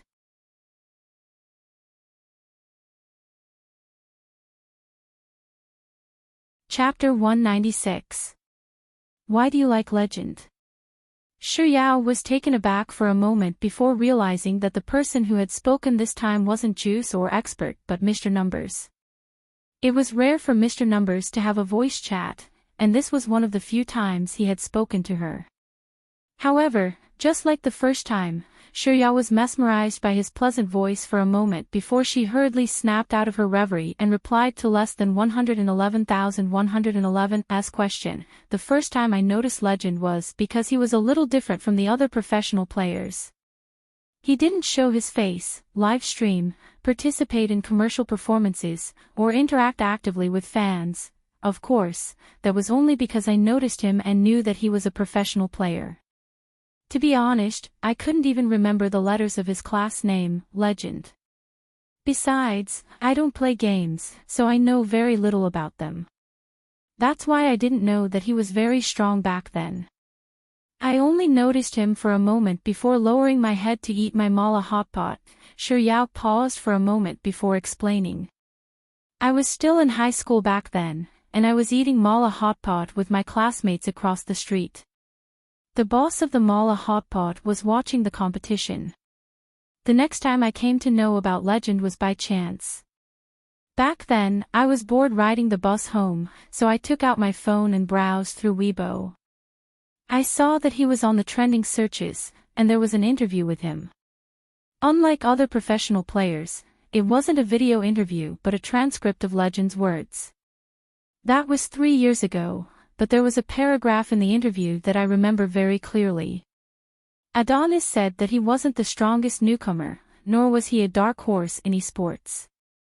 He was someone who purely loved to play games. He said that in the esports circle, every single professional player is worthy of respect because they have given up on the path that ordinary people take to choose the path that is crueler than any other path. Many people think that the esports circle is all about the stage, the lights, the glory, the cheers, the shouts, and the flattery. But that's not the case. This circle is filled with tears, blood, dreams, and sweat. Every single professional player gives it their all, but the path to the championship is a narrow one. Results speak louder than words. When you have results, everyone says that you're invincible, but when you don't, no one will acknowledge your talent. Everyone only remembers the champion, and no one knows how the second place got off the stage. Adonis also said that he doesn't expect the esports industry to be accepted by the public, but he hopes that there won't be any prejudice against him. After all, everyone in the industry is gambling with their youth. At the very end of the interview, Adonis said something that touched me deeply. Shi Yao paused for a moment before continuing. There are no regrets in the youth of esports, and they are motivated to move forward and bring glory to the country. It was that interview that made me start paying attention to my Adonis. I looked through all of his matches, and how should I put it? I saw passion in him. He entered the esports circle because of his passion. Of course, it's not that Adonis doesn't love money. I don't think there's anyone in the world who doesn't love money, and I love it very much as well. After all, only with money can we have a lot of delicious food. But what I saw in Adonis wasn't a desire for fame and fortune but a passion for gaming. I think that's a rare trait, so I unhesitatingly became his fan. You're tuning into the LoveLore Library YouTube channel. We're so grateful for your support, and don't forget to subscribe to join us on this incredible journey through captivating stories. Your generosity through donations truly makes a world of difference, as it's the primary source of revenue that allows me to expand and enhance this channel for you. Thank you from the bottom of my heart for being a part of this adventure.